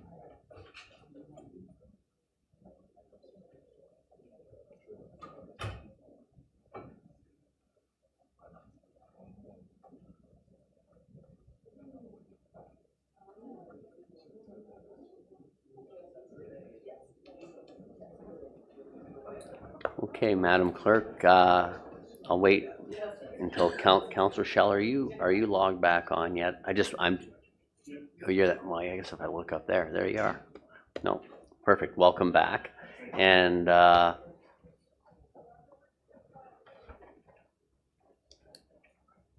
so we're now at item 11B. Ms. Jacoby, would you like to provide your comments, please? Thank you, Mayor Greenlaw.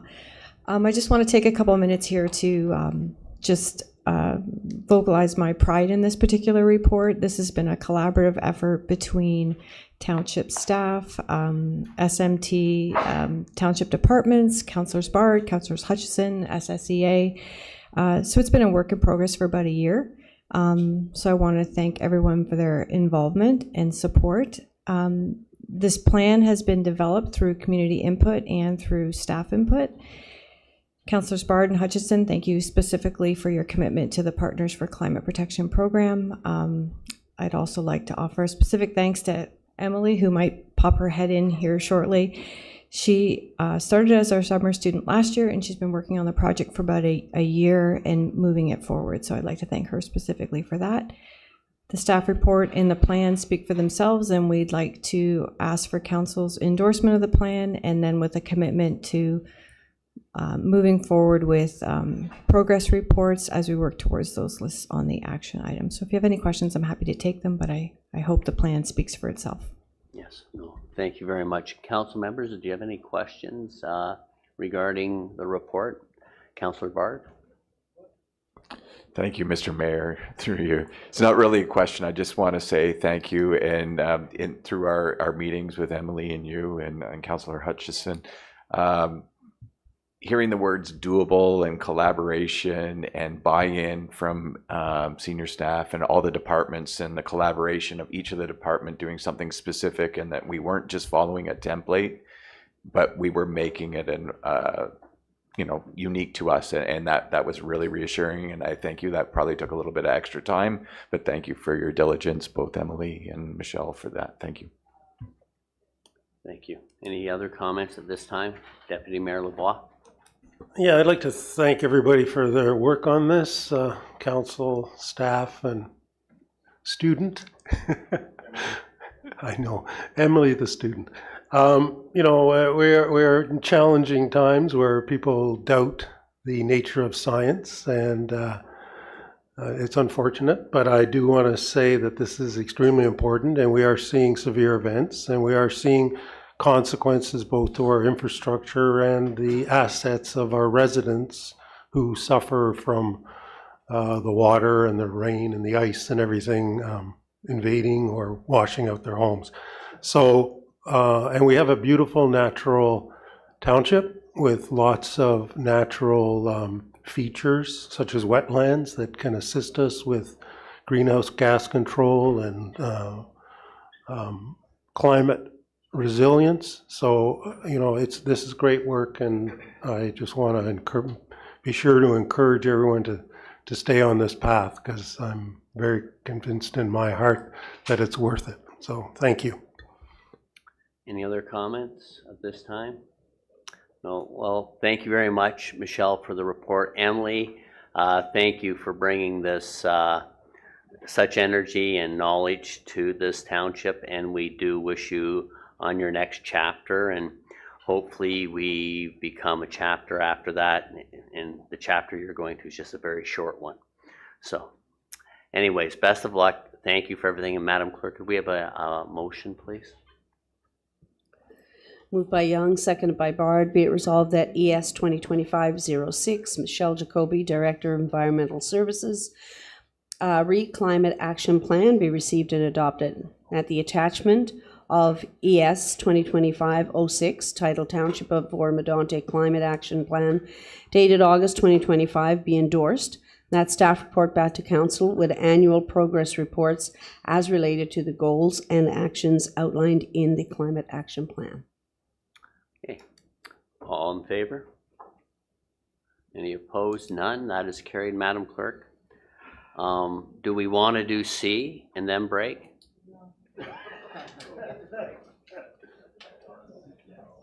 Yeah, it won't be long, so it'll make the afternoon shorter. Please, we're going to do C, and then we'll break for lunch. I'll give you an extra 5-minute lunch break. Okay. Mr. Flannery, would you like to provide a summary of comment, or your summary comments, please? Thank you, Your Worship. Yeah. The rules, regulations, conditions for permitted facilities and amenities policy, last updated in 2013. The update here is presented as we open a new community center, which soft opening again is September 2nd, following Labor Day. We'll see some social media posts coming out about that soon, and we're trying also to coordinate with the school board a sort of grand opening ceremony, which would come sort of later in September, possibly early October. But rolling out that new facility, we need some guidelines, acceptable behaviors, update around cancellation, refund policies, and then use allocation to be defined. So this update here is presented for adoption, and again, it also includes the community halls and a new approach to risk management. Good. No. So yeah, just to add again, the previous policy really only required insurance for large events, alcohol-related events, and then anything really at the discretion of the township. So one key highlight here or addition would be the fact that now all renters or all groups using any facility or amenity will now be required to hold insurance themselves. So the options are that they, and many user groups already do, especially recreation associations, minor hockey, it's all through Ontario Hockey. So they've already had insurance, but now, again, this establishes at least the criteria for that requirement, and it again applies to every user now. So the options are given to the renter to either purchase insurance through their own provider, or the township has an option through its provider as well. And again, naming the township as an additional insured if you are going through your own insurer. So that is one major change, and again, a positive step in terms of managing the township's liability. Okay, no, perfect. Any questions for Mr. Flannery? Seeing none, could we have the motion, please, Madam Clerk? Moved by Shell, seconded by Lavoie. Be it resolved that OCS 2025-012, Dylan Flannery, Director, Operations and Community Services, rules, regulations, and conditions for permitted facilities and amenities policy adoption be received and adopted. That policy POL RC 006 be rescinded, and POL OCS 006 be adopted as presented. Thank you very much. I'll call the vote. All in favor? That is carried.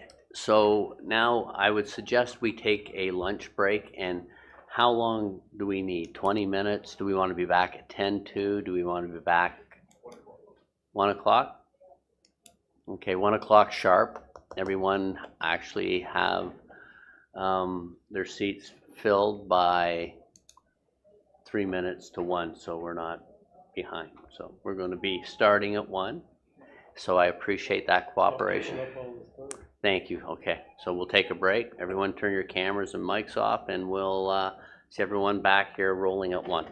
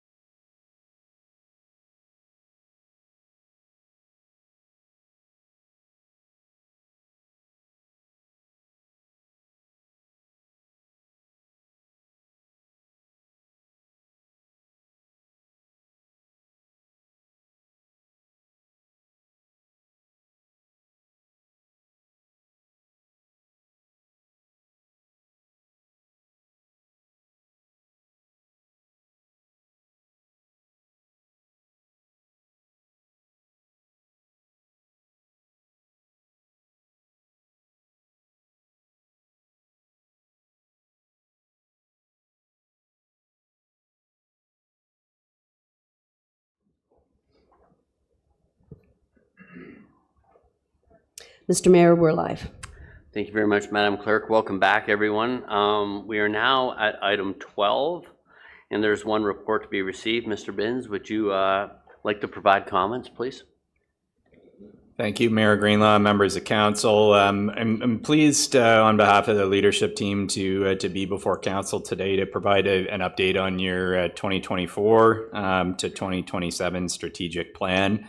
As council and the public, I think, are aware, the plan was developed through an extensive process of gathering feedback from all of the township's stakeholders, our residents, our businesses, to lay out a roadmap and a vision for the future and the steps and specific actions that we would be taking to move that plan forward.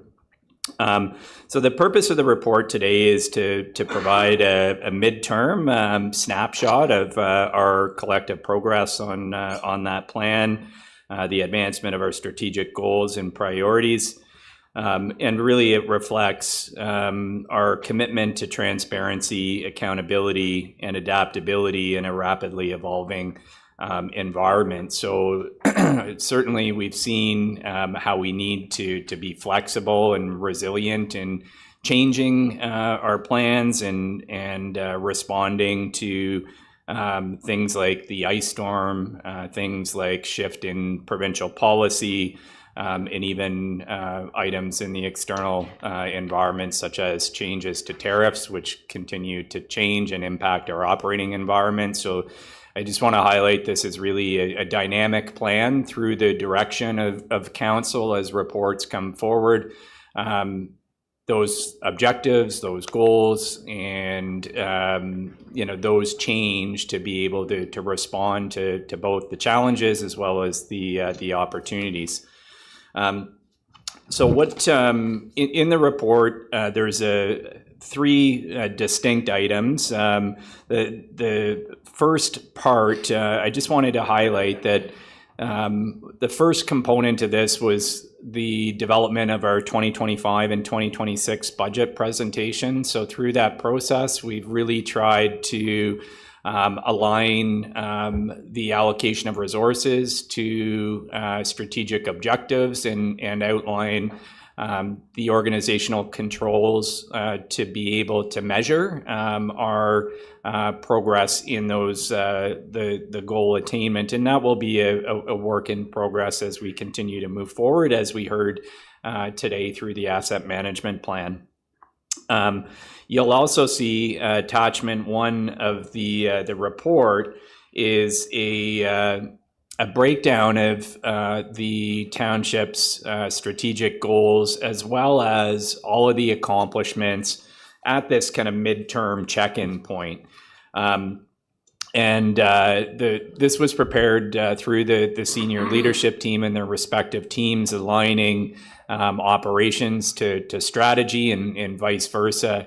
And I'm really proud as the Chief Administrative Officer to be able to report this to you, that there is a significant amount of work.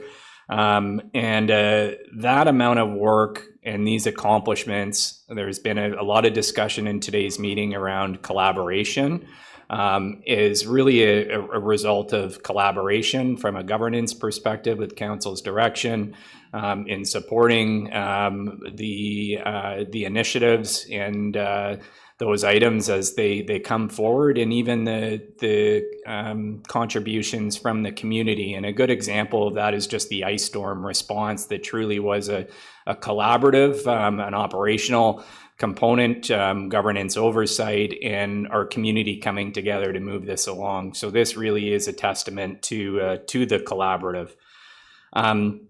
The other component to this is a corporate projects update. So we've restructured what you've seen in the past as the corporate project update, that a lot of those projects were really statistical reporting on some of the township's operating areas. That's going to continue in a different shape and form. Council's seen the building statistic reports, the municipal law reports, reports on things like the economic development plan and progress on those items. So the appendix attached to the report really does outline those specific goals and provide an update to council on tracking those projects. So this will be a regular occurrence as we move forward with project reporting. You'll see this new template that aligns to the strategic plan and will report at the higher level. As we get into the fall and variance reporting, some of the more operational type projects will report on that basis. And then the third component is a more detailed update on the transformation projects. And we do have a PowerPoint that we'd like to walk through with council on some of the major technology projects and the status of those projects. So bear with me for one moment while we pull up the PowerPoint here.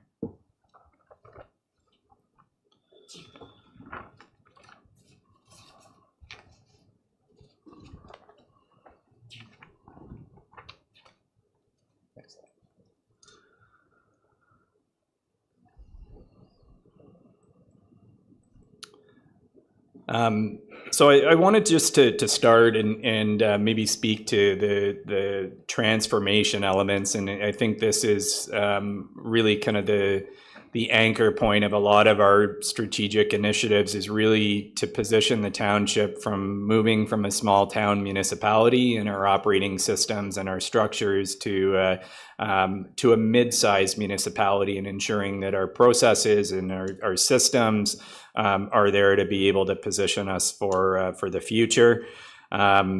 Most of these goals are aligned with the strength and operational capacity. And if you think about that being kind of the foundation, that we build a strong foundation, and then our ability to deliver and build a strong house from that point is that much easier. So we have a number of major technology projects underway with corporate services, development services, and finance. And I'd like to turn it over to Ms. Hewitt to start with our records management program and provide council an update on that. Thanks very much, Mr. Mayor and members of council. Electronic records management, as Mr. Binns identified, was one of the key priorities that was identified in our strategic plan. It is about modernizing, it's about evolving, and it's about integrating a variety of different systems and to enable greater efficiencies for our staff. So what I would like to do is to sort of walk you through where we have gone over the course of the last probably 18 months. Municipalities create records. We are no different than any other business, and traditionally those records have been paper-based.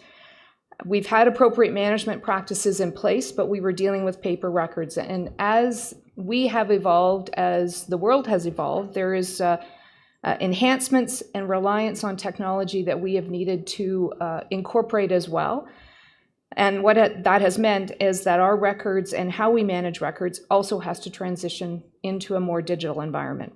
So what I'm going to share with you is the transition over these last few months. And while this is something that is being led by corporate services and information technology, similar to the theme that Ms. Jacoby started with, this is really a corporate-wide initiative where all departments are playing a role, working together.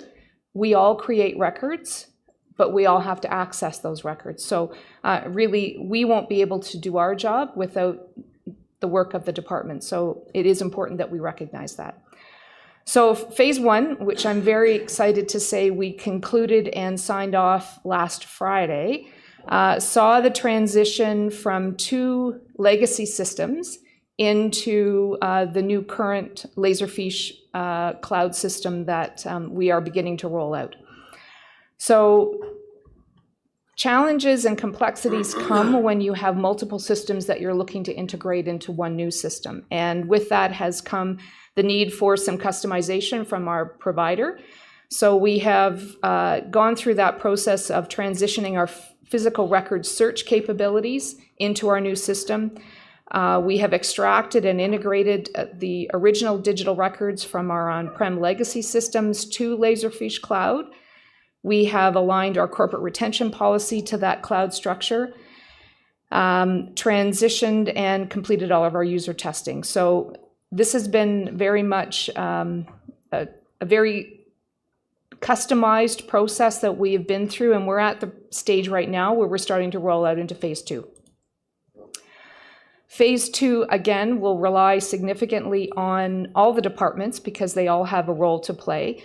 Our fingers crossed hope is that our work plan, which we have in play, will see us concluding by the end of December.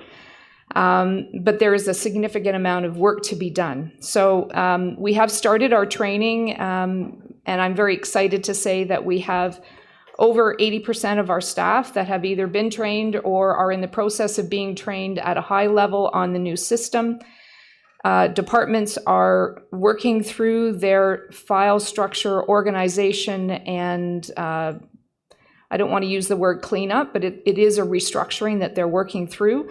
We're dealing with file permissions. We're dealing with the integration that will start coming in September with our department first as a bit of a pilot. And then systematically we'll transition through the rest of the corporation, transferring all of their files into one consistent system with one consistent set of file structures. So there will be a variety of policies that will need to be developed, and we are working on that right now. But very much looking forward to seeing this concluded. There are a variety of improvements that this will enable us to do, from workflow processes to just simple file searches. So very excited to see this progressing and very happy that we have phase 1 checked off. So I am available at the conclusion of this if there are any questions. But right now, what I'd like to do is turn things over to Mr. Spagnol, who can walk you through the cloud permit slides. Thank you, Ms. Hewitt, and good afternoon, Mayor Greenlaw and Council. So cloud permit, I'm sure you've heard on through various reports and whatnot, and through various presentations that Development Services has been implementing a platform called Cloud Permit. And Cloud Permit is really the primary platform that the department relies on for a number of different functions. Cloud Permit provides the ability of residents to apply for building permits, provides residents with the ability to submit complaints or occurrences from a bylaw enforcement perspective. And it also allows residents or applicants to apply for Planning Act applications through the platform. In addition, what it also does, similar to Ms. Hewitt's presentation, is it allows for the integration of various divisions, so all 3 divisions, and provides for connectivity in file sharing and file access. So this results in efficiencies when, for example, we have a bylaw complaint, and say, for example, municipal law enforcement officers need to see if there's any applications in process, if there is any building permits in process, any orders. They can essentially access all of the files through Cloud Permit, which is an internal efficiency, and it's a capacity building type platform. The platform is GIS compatible, and it also does allow for transparency amongst the public or the users, in that they have files and are able to view the status of various applications as they're moving through various processes. So this could be a building permit application where there's notes on file. There could be push-outs or rollouts of communications for bylaw enforcement, and also planning applications as well. So again, it's the integration of all the files, and provides for all the information throughout the department to provide for connectivity and an internal efficiency. Next slide, please, Donna.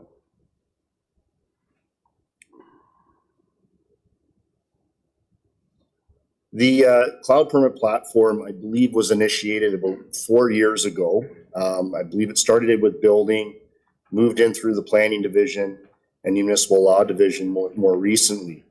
The building division, the project's 100% implemented. As you can see in the slide, there's been over 1,900 building permits processed since 2022. and process improvements are ongoing. By process improvements, we're always trying to look for innovative ways to improve the process for the user, for the client, and also for staff when we're looking at review process and things of that nature. So we're always looking at ways to improve. From the planning division perspective, the platform is 75% implemented. We can now collect fees, as I said, application forms, reports, drawings, notices can be provided through the program, response letters and zoning certificates, status updates to applicants who are utilizing the program, and again, notification of notifications that have been rolled out for each Planning Act application. Municipal law, more recently, the platform has been implemented to 80%. So occurrence reports and receipt of occurrences can be tracked and monitored. The file of the status of each file can be reported on and searched very easily. There's circulation letters that can be pushed out through the platform. And then, of course, there's file closure and management. The one thing that I forgot to touch on earlier on in the presentation is the search capacity and the ability to report on occurrences and things that are occurring within each of the different divisions. So there is an enhanced report function where, for example, if building wants to search, again, looking at the number of permits issued, there's an easy report function where you can search through the platform and get information as to number of building permits, or municipal law, the number of occurrences that have been filed over a particular month. We're going back to Mr. Binns' comments about the reporting function and being more transparent. The platform allows for information to be more readily accessible by staff for use and for analysis to determine what is going on in the municipality for various divisions. Next slide, please, Donna. So what's left to do? The building division is, as I said, is working through process improvements. They're going to be looking at updating historical workspaces with inspection reports. Municipal law will be doing ongoing amendments to templates for correspondence, so that'll be customizing correspondence as it relates to various occurrence types. And then the additional aspect to this is the ability for individuals to submit their concerns through the platform and receive updates on the status of the submissions. So that's municipal law. Currently, occurrence reports or complaints are filed in online through the online webpage or for municipal law enforcement. The idea is that Cloud Permit would be utilized primarily for the receipt of complaints and occurrences. And this will be important, as earlier we discussed short-term rental accommodation and things of that nature. Cloud Permit will be used to monitor and provide for enhanced reporting on those types of issues or those types of matters. From a planning perspective, the division will be looking at utilizing the program for circulation of public notices, committee meeting scheduling, edits to forms. Again, it's the customization of those forms, and then again, general process improvements.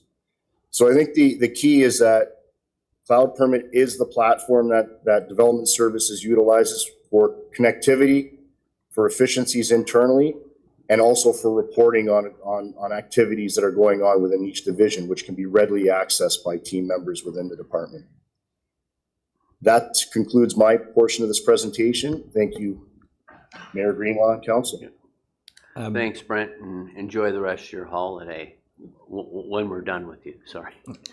Mayor Greenlaw, before we move to the dynamic Great Plains Diamond update, I do want to just highlight that the county had a similar report as you and the deputy are aware of yesterday. And one of the things in the report was looking to implement the Cloud Permit software in a pilot program using Oro-Medonte as the best practice to be able to demonstrate those dashboards that Mr. Spagnol spoke about. So it was a nice little nod to Oro-Medonte and move to implement best practice that, little Oro-Medonte was seen by the county in terms of our practice with the Cloud Permit. Perfect. Okay. Thank you. So that brings me to my part of the presentation on the Dynamics Great Plains Diamond ERP implementation. So I wanted to say that the Finance Department has made strong progress over the last 9 months on the recommendations made by KPMG in its financial review as presented to Council at its meeting on November 2024.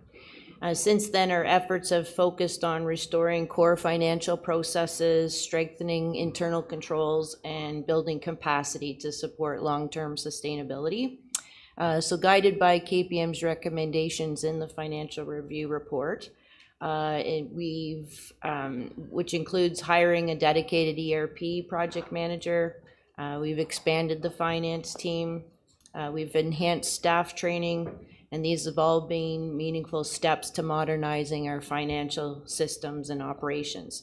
The following slides, as presented, are outlining our key accomplishments related to the ERP system from phase 1 and the deliverables we're targeting for in phase 2 as we continue to advance the financial governance and operational transparency. In this slide, which is the phase 1 key accomplishments from January 2025 to July 2025, we've focused on stabilizing our ERP environment. We've enhanced our core financial processes, laying the groundwork for future improvements. One of the major accomplishments that we've done is restored bank reconciliations in the system and subledger balancing to control accounts, which has resolved long-standing issues and reestablished our confidence in the accuracy of the financial data. We've also expanded the Dynamics GP licensing, allowing broader access across the teams and into the senior management and their admin leads for improving collaboration and workflow efficiency. On the process side, we've centralized our accounts receivable and utility e-billing functions and property tax e-billing functions. This change has streamlined our operations, it's reduced manual errors, and improved responsiveness to internal and external people and our ratepayers. From a systems perspective, we've restructured the chart of accounts to better support reporting and scalability. Additionally, the 25 and 26 budget was successfully mapped and loaded into GP, as so was the 2024 and 2023 budgets. And 23 was the first year that we have had implemented in the GP system. So we've implemented all the budgets are now into the GP system now, and the actuals are now been aligned and moved with the new chart of accounts mapping. Yeah, so we've improved our audit trails and better alignment with our financial reporting. So these accomplishments have positioned us well for the next phase of our transformation. Next slide, please. Next slide, please. No, anyone? Anyone? Thank you. So the key deliverables for July 2025 to June 2026. As we move into the phase 2, which will cover this period, our focus shifts from stabilization to optimization. So this phase is centered on delivering enhancements that will strengthen our ERP foundation, improve the governance, and long-term operational excellence. A key deliverable is the deployment of Management Reporter, which will significantly improve our financial reporting capabilities by enabling live, user-friendly reports and reducing reliance on manual spreadsheets and files provided by finance staff. So this will allow the management staff and admin leads to actually log in right into the system and see their financials at a live, any live time and against their budgets. And then that'll also allow them to drill down into any reporting or amounts that they question or want to know more about, and they'll see the foundational document that presented those records. Completing the ERP rollout, we plan to implement the remaining modules, including the integration of the fixed assets into the ERP system. This will allow for better operating and capital expense tracking for asset management. analysis, which we heard about earlier, and reporting, and also the year-end audit. We'll also be implementing purchase orders and virtual city hall. These additions will enhance procurement transparency and improve citizen-facing services. On the process side, we're establishing audit controls to ensure compliance and reduce risk, and just to improve our transparency and clarity across all operations. And this will also enhance our reporting to council, our variance reporting to council. We've also investing in our people by delivering ongoing training and leadership development to build capacity and support change management and succession planning within the department. And lastly, we will be importing developer securities into the system, centralizing data to improve visibility and control over financial information, and that will allow our collaboration between development services and finance to be able to view this information on a daily basis and to see all the activity related to development in the township. So phase 2 is all about building resilience and readiness, and we're very excited about the progress that's been made and what's yet to come over the next few months ahead. Thank you. Thank you, Shannon. Mr. Binns? The last presentation is all about people and culture, and none of this would be possible without our team here. So I'm going to turn it over to Ms. Kelly Watson to go over our people and culture strategy. Thanks, EO Binns, Mr. Mayor, Council. Excited to share the slides with you today. We have my team here as well, our people and culture team, who I'll kind of describe a bit in short order. But really, what I'm here to present today is our people service strategy. Over the past 5 months, the HR department has been evaluating our practices, policies, and have built a bit of a roadmap to help define how we can best serve the township strategy. This short presentation I'm excited to provide. It really lays out our plan, our projects, and service we as a department are here to offer and support the current strategy plan. Next slide. Thank you. So a key and critical step in aligning the department's culture is through culture development. Through evaluating past survey results, current staff feedback, and past practices, we've really asked a lot of questions on why. With that, we've defined 3 main areas to align our goals with our township mission, vision, and values. The first one is to ensure our HR programs, policies, services directly impact our strategy. Asking how we can do that better is a key part of that. We are in the process of realigning various policies and programs to bring these to life. Number 2 is through understanding and continued understanding. This is definitely a journey. We will work with the township team to find new ways to live our values and support other departments in their pursuit to do the same. Number 3 is building trust, accountability, and credibility throughout the township and how we service them. This will be done through active listening, consistent facilitation, and most importantly, consistency. This is a word we've used a lot lately. Next slide. To do that well provides us with a great opportunity to rebrand. So our service strategy provides a new mindset, opportunity to seek out better ways of working. It is also an opportunity to redefine our team. We have branded ourselves from the Human Resources Department to the People and Culture team, and team is really key here. Next slide. To do so, to help us facilitate this people service strategy, we have developed a purpose statement as a meaningful declaration and reminder as to why we're here. So just to read that out for us here, it's people first. The people culture team is committed to fostering a positive work culture where the township team feel respected, included, motivated, and importantly, safe.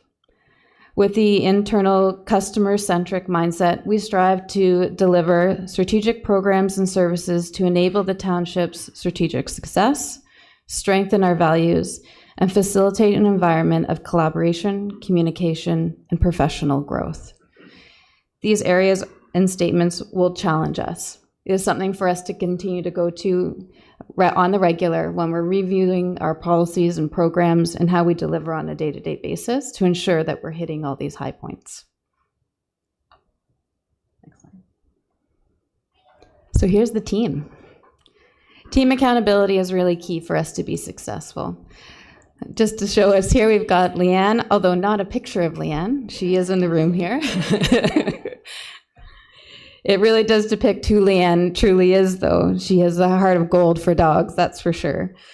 And it represents her well. She is our guru in total compensation. So she looks after our payroll, our benefits, pensions, and all of the other stuff in between there. She's also a go-to in many reports. We have Erica. Erica is our people and culture assistant. She is always there with a big smile and happy to help whenever it's needed, and has really stepped up with the most recent changes. She's looking after a lot of the general inquiries, taking over big portions of the recruitment process, and making sure we've got good programming, including onboarding, offboarding, and tracking training. Jamie. Jamie is our people and safety advisor. She is the rock of the department, I think. And is technically savvy with our ADP issues, which are somewhat on the regular right now. So she's been looking after our collective agreement and safety program inquiries. She's really the go-to point person for any of those for our team members. She also looks after WSIB, Ministry of Labor Return to Work, among other things. And then there's myself, the newbie. I'm here to help and assist my team as much as I can, also looking after performance management, total compensation, and pretty much everything in between there. So really proud of being part of this team, and I think we've made huge strides over the recent months. What makes us important is what value we bring to the corporation. For the balance of 2025 and 2026, the team's value proposition is strongly focused on strengthening operational capacity. We'll do that through 3 key buckets, if you will. Equity and fairness. We're working towards an audit process to review our programs and practices. We're also going to be incorporating EDI training and learning opportunities to engage our internal community and create a great sense of belonging. A key part of this is also consistency. Number 2 is driving performance and leading programs. Our performance management project is probably the biggest one in the forefront on this, along with consistent training and ongoing support. And then we have number 3 is our culture-focused services. So we have completed our internal survey more recently in July with results and an action plan to come soon. Externally, we really want to reframe what our employment branding means to us as well.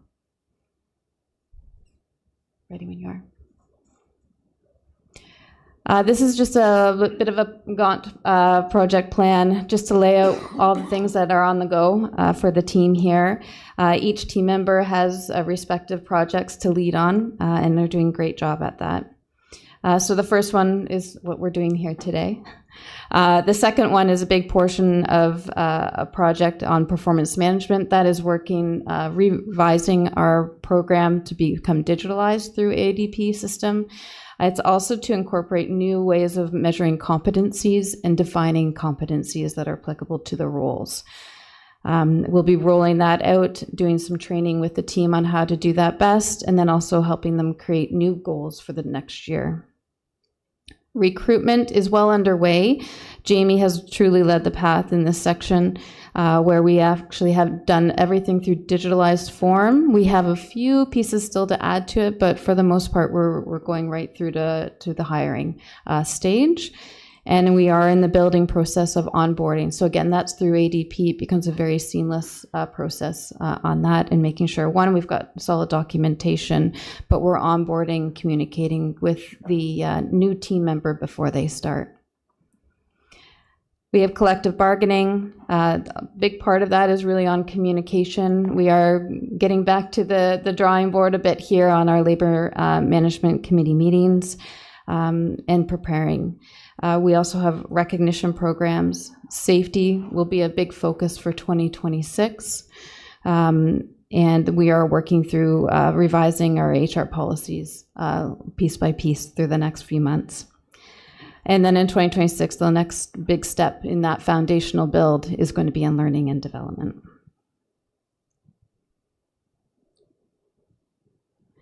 So there's a couple more slides here. I probably won't go over them in too much detail, to be honest. A lot of it has been talked about here, but just gives you a bit of a descriptive of the key areas that we're focusing on and the targets for those. And that's it for me. Thank you very much, Kelly. Turn it back to you one more time, CAO Ben. Yeah, thank you, Mayor Greenlaw. Maybe if I could just conclude in saying I think that the theme here is really alignment to the strategic plan.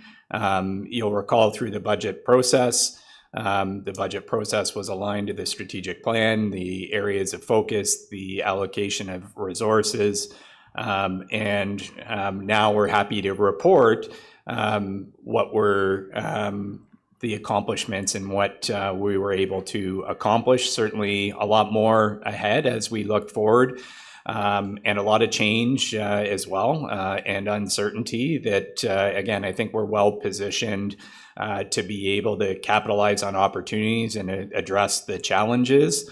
I will say that from an operational perspective, a lot of these transformation projects, whether it's internal process in finance and implementing the recommendations of our fire services review, and you've heard reports from the chief on that, our people and culture strategy, our finance strategy. These continuous improvement initiatives are happening throughout the organization, and they're big undertakings. That again, alignment is super important for these initiatives to realize their intended outcomes, and that starts at the governance level with council through to staff and the amazing team that we have in implementing these initiatives. And they're not without their pain points because they are major change initiatives. So I wanted to recognize that and recognize the work of council, one, and two, my colleagues for their dedication, their alignment, and their perseverance, and that dedicated focus of continuing to move us forward. So I'd just like to conclude with that, Your Worship, and the leadership team is here to take whatever questions council may have on the presentations, the midterm snapshot report card, and the updated project report. Thank you. Thank you very much, CAO Benz. A lot of work put in that by everybody, and I want to congratulate you on your great leadership and the amazing team that you've formulated. The results are speak for themselves, and the staff that are in the room as well, all the great work that everyone's done. It's great to see when the challenges before us all start to come together, and the results that transpire from that. So that's fantastic news. Council members, I will open the floor at this time for any questions or comments. Councillor Schell. Yes, thank you, Mayor Greenlaw. Through you to whoever wishes to answer. Back on the cloud and putting all the files on the cloud, does that mean we're doing away with the paper trail? And if so, how are we securing that cloud so that if for some reason we get hacked and we can't get into it, how does our backup look? That's one question. I have one more. Sorry. Okay, I'll answer this one first. Mr. Mayor, perhaps I can address that. So through you to all of council, a really good question. We have a set of criteria that we look at when we're considering taking any of our systems into the cloud to ensure that we are housing the data within the right location, that the right backups are in place. So there are backup procedures that we do have. Some of those do require on-prem systems as well. So it's not entirely a cloud system, Councillor Schell, but it does enable us some flexibility.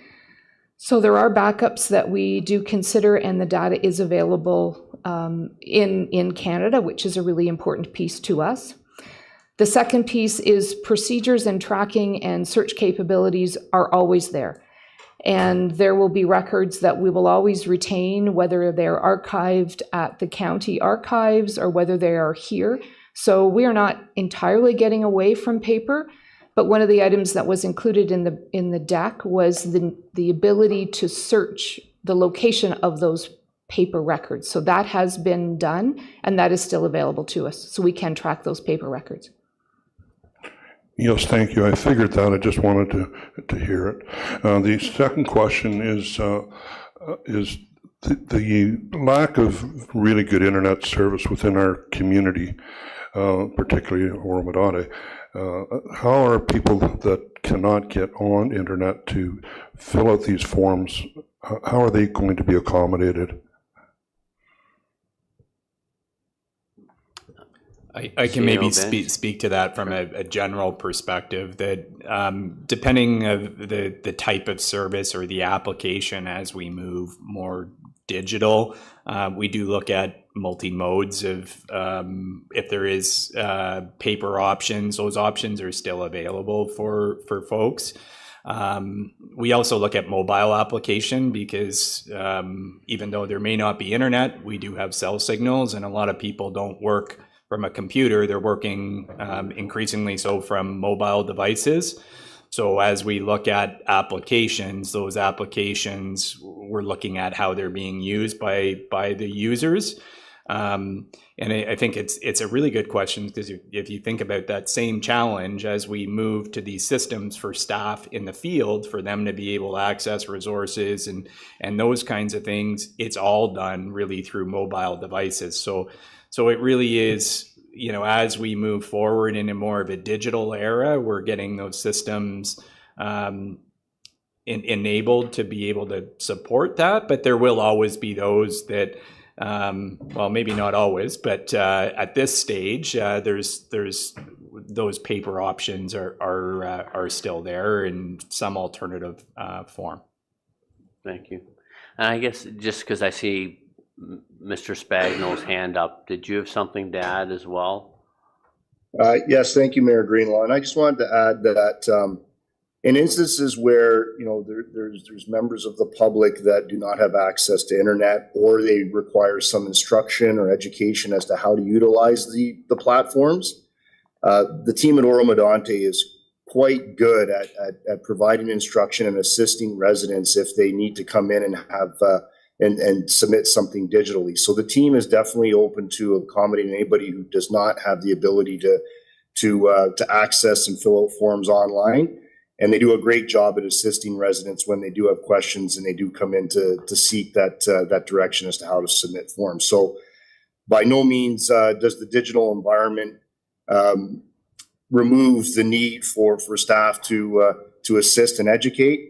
But staff are always there to go help the public and ensure that they can obtain and access the services they need. Perfect. Thank you very much. Any other questions? Councillor Clark. Thank you, Mr. Mayor. Through you to staff, not a question, but more of a comment. I've been asked a number of times by various members of the community about my time on council and what I'm most proud of in terms of things that we've accomplished. And I think the thing that I look back on the most over the 3 years so far has nothing to do with me and everything to do with you. The amount of organizational capacity and strength that has come about through obviously the last several months has been incredible to watch, and the deputy mayor and I were both laughing kind of as we heard Director Johnson speaking about the capabilities that are now going to be available for members of our leadership team, which, coming from the private sector, are second nature. But now that we're getting to that point, I think that the organization is going to be in a really, really good position to continue to improve and to continue to grow and become that mid-sized township, but with all the skills necessary to in order that or to have an effective transition to that period, because it's going to be challenging, but we're building the systems and the capacity in order to get there. So thank you very much. Thank you. Deputy Mayor Lavoie. Yeah, thank you. I might make a suggestion or move a motion that we change the name of the Human Resources Committee to the People and Culture Committee. Just something to help align, the council with the staff. Thank you very much. I did have a couple of questions. Just in terms of public uptake, are we measuring what we're putting out there to make sure that not only internally we're adopting it, but that the community is adapting to it and they are using it? And do we have sort of a concerns list, I'll call it that, so that as we move along through time, we sort of address those things and we all get trained together as a community, both as an internal culture and an external culture. So just to put that on the table for consideration. The other thing I wanted to talk about, I just wanted to mention really, I did make a note here because of Councillor Schell's comment, hey, you get off my cloud, is the, nobody got that Rolling Stones joke? Okay. Yeah. But yeah, I mean, we do understand that there's going to be redundancies and backup plans and corporate disaster plans that always accompany circumstances like this. And I do want to draw to staff's attention that I do sit on the Finance and Audit Committee for the county, and I have asked them to provide a report this fall at the fall meeting on IT security. So if we're making these changes, I just, if you haven't already, just sort of plug into the folks at finance in the county and just make sure that they incorporate the township's movements in this regard into whatever report they create. Because I know there's a synergy between those levels of government. And then finally, I just want to, as Councillor Clark said, I want to commend the entire organization. What's appearing before us isn't silos. What's appearing before us appears to be evolving, holistic corporate organization. And, it's a credit to Sean, it's a credit to the member of the senior management team, and it's a credit to the employees for picking that up. So thank you. Thank you, Deputy Mayor. CAO Benz. Thank you for the comments, Deputy. I just wanted to pick up on your question or comment around kind of the customer metrics and the uptick, and as Mr. Spagnol alluded to, those dashboards that staff from a development services perspective in Cloud Permit are able to pull those reports, see the utilization. We're able to do that now with data for all of the applications. You will note in the corporate project update that we are focusing on customer service standards now as we move forward. So that'll be an important piece for all of us as we roll this out. Ms. Watson spoke about that and having the voice of staff from an internal perspective. From an external perspective, all of our service areas will be looking at what those metrics are, how we understand the voice of the customer, and being able to if there are issues or issues with uptick or even access to technology that we're well aware in advance, that we can take those things, put them into the hopper, triage them, and adjust our operating plans. So it's kind of part of that whole cycle that as we move forward, we'll get more sophisticated with those systems. And at the end of the day, this is all about the service that we provide for the residents here. So really having a voice to that end and building it into our people and culture so that that's front and center. It's our raison d'etre. Thank you. Thank you, CAO Benz. Any other comments? Seeing none, thank you very much for the report, and I know it's been echoed a number of times. Thank you for the amazing job everyone's done, and continue it on, please. We're now, we have a motion, draft motion on this item, please, Madam Clerk. Moved by Shell, seconded by Hutchison. Be it resolved that the report as listed under item number 12, reports of municipal officers for information only, be received. A, CAO 2025-02, Sean Binns, CAO, re 2024-2027 Strategic Plan Update. Thank you very much. Everyone's heard the motion. I'll call the vote. All in favor? Any opposed? There are none. That is carried, Madam Clerk. We are now on to item 13, reports and announcements of members of council. Are there any updates from members of council as township representatives or with our partners and agencies, or announcements you'd like to make? Councillor Schell. Yes, thank you, Mayor Greenlaw, through you to the public. Rugby Hall barbecue this Friday from 7 p.m. on. You're asked to bring your own chair and desserts to share. And bring a friend, and if you don't have a friend, come anyway, you'll meet some there. And secondly, Scales Nature Park, just south of Aurelia there, line 15. Has an open house on, sorry, look at the date here. Saturday and Sunday. Yeah, on August the 16th from 10 a.m. to 5 p.m. It's a Saturday. It's a family event where they promote the annual turtle release. So wear your turtleneck sweaters and come on out. Perfect. Thank you very much, Councillor Young. I'm just asking for clarity because you to bring your lawn chairs is what everyone does. That's why they say it's bring your own lawn chair. It's an outdoor event. Are people usually kind of all bring a dessert? I think, do they? Yes, you bring along dessert for the dessert table, and everybody just comes along, help themselves to whatever they like. It's a nice event. Exactly. Corn roast, lots to eat, lots to talk about. Sometimes it's a bit of entertainment. Oh no, or you create your own. It's a great hall with it's a great good farmers community hall. So, any other updates, Councillor Hutchison?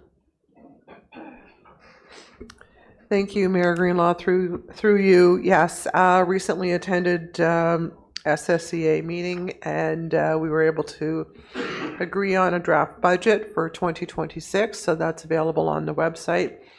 And I will say that I'm really pleased that we're able to come to a decision on keeping the budget and the municipal request to a very reasonable amount for the year coming. So when SSEA comes in front of the in front of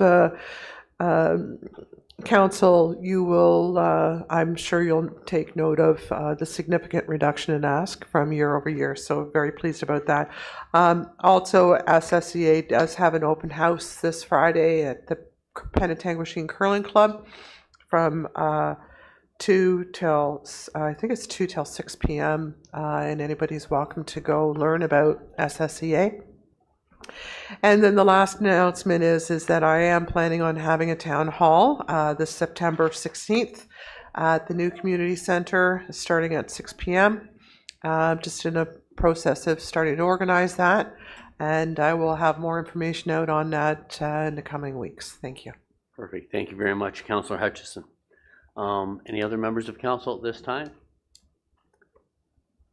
Deputy Mayor Lavoie.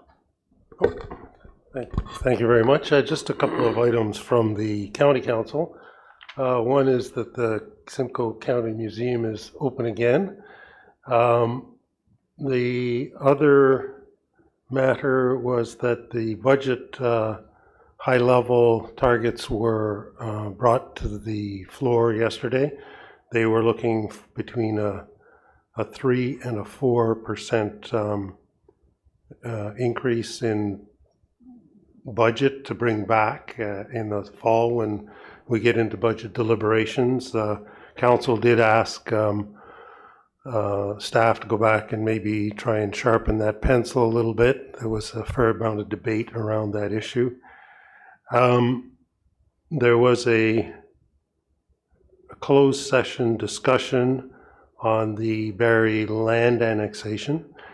All I'll say about that, for obvious reasons, is that it was the first such whole council discussion to have taken place on that matter. So that clearly signals that county is now engaged. The last item I'll mention is that the county council composition was brought forth to county council yesterday, and the vote was tied amongst the member townships, so it was a failed vote in terms of reducing the size of council.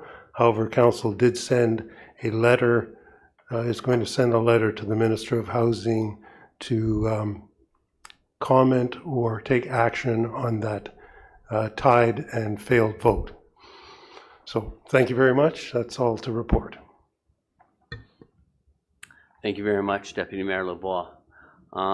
Okay, so if there's nothing else at this time, we'll move on to item 14, the consent agenda. Does anybody need something pulled to change the outcome or the recommendations on those items? Does anyone have any comments at this time they want to provide to those items? Seeing none, Madam Clerk, may we have a motion to, there is no, yes, we have a motion to receive the consent agenda, please. Moved by Bard, seconded by Shell. Be it resolved that the staff recommendation with respect to the items listed on the consent agenda correspondence be adopted as printed. All in favor? That is carried. We have no communications and petitions. We have no notice of motions. We're at 17 bylaws. Yvonne, would you like to provide comments regarding the amending the agreement for item 17C, please? Yes, Mr. Mayor. There was just a couple of wordsmithing really in the agreement. We are now adding in compliance with the zoning bylaw for understanding for those entering into the agreement for the use of these encroachments on our township land, as well as noting that it is for the owner's personal use only. Okay. So well, that's good. I think it's great that we've brought more specificity to it so that we it can take care of some undesirable activities taking place. yes, and those are for the 5-year agreements that are all coming due in 2025 and 2026. Okay. Okay. Members of council, are there any comments or questions regarding these bylaws? May we have a draft motion for the bylaws then, please, Madam Clerk? Moved by Clark, seconded by Shell. Be it resolved that bylaw numbers 2025-066, 2025-067, 2025-072 be passed in open council on the 13th day of August 2025. Okay. All in favor? Any opposed? Seeing none, that is carried.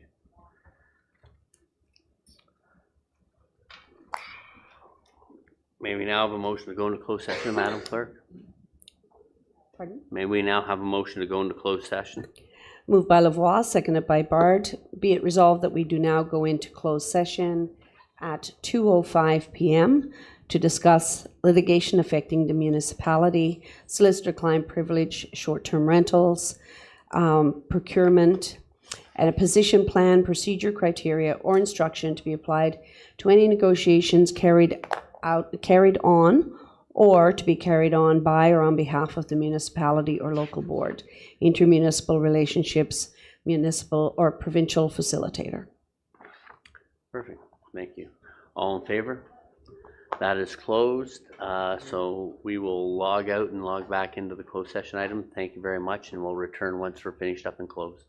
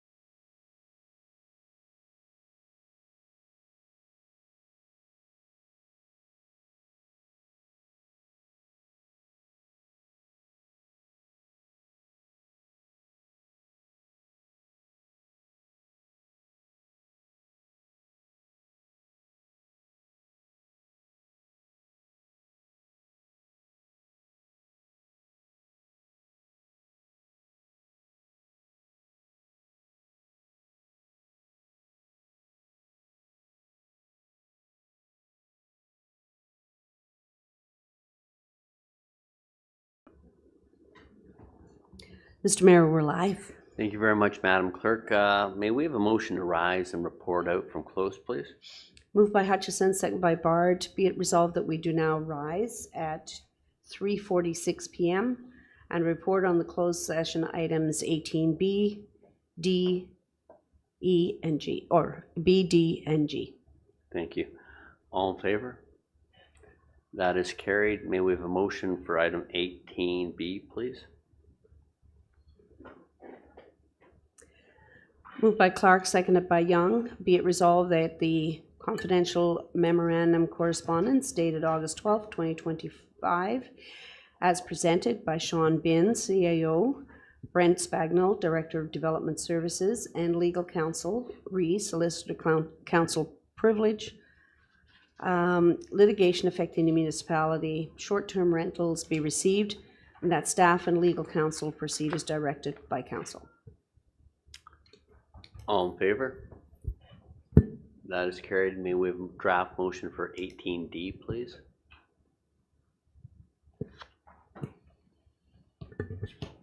(18G). I have D. There's also D. Not that one. Moved by Clark, seconded by Lavoie. Item 18D.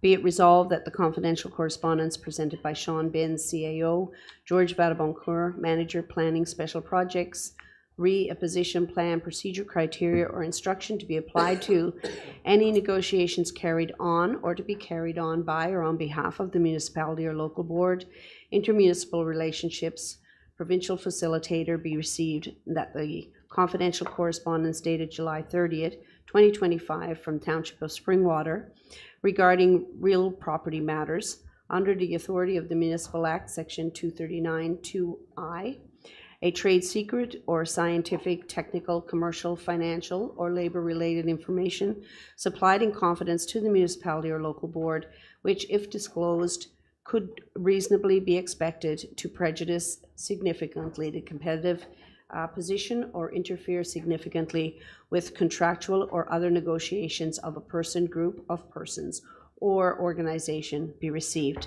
and that staff proceed as directed by council. All in favor? That is carried. And a motion for 18G.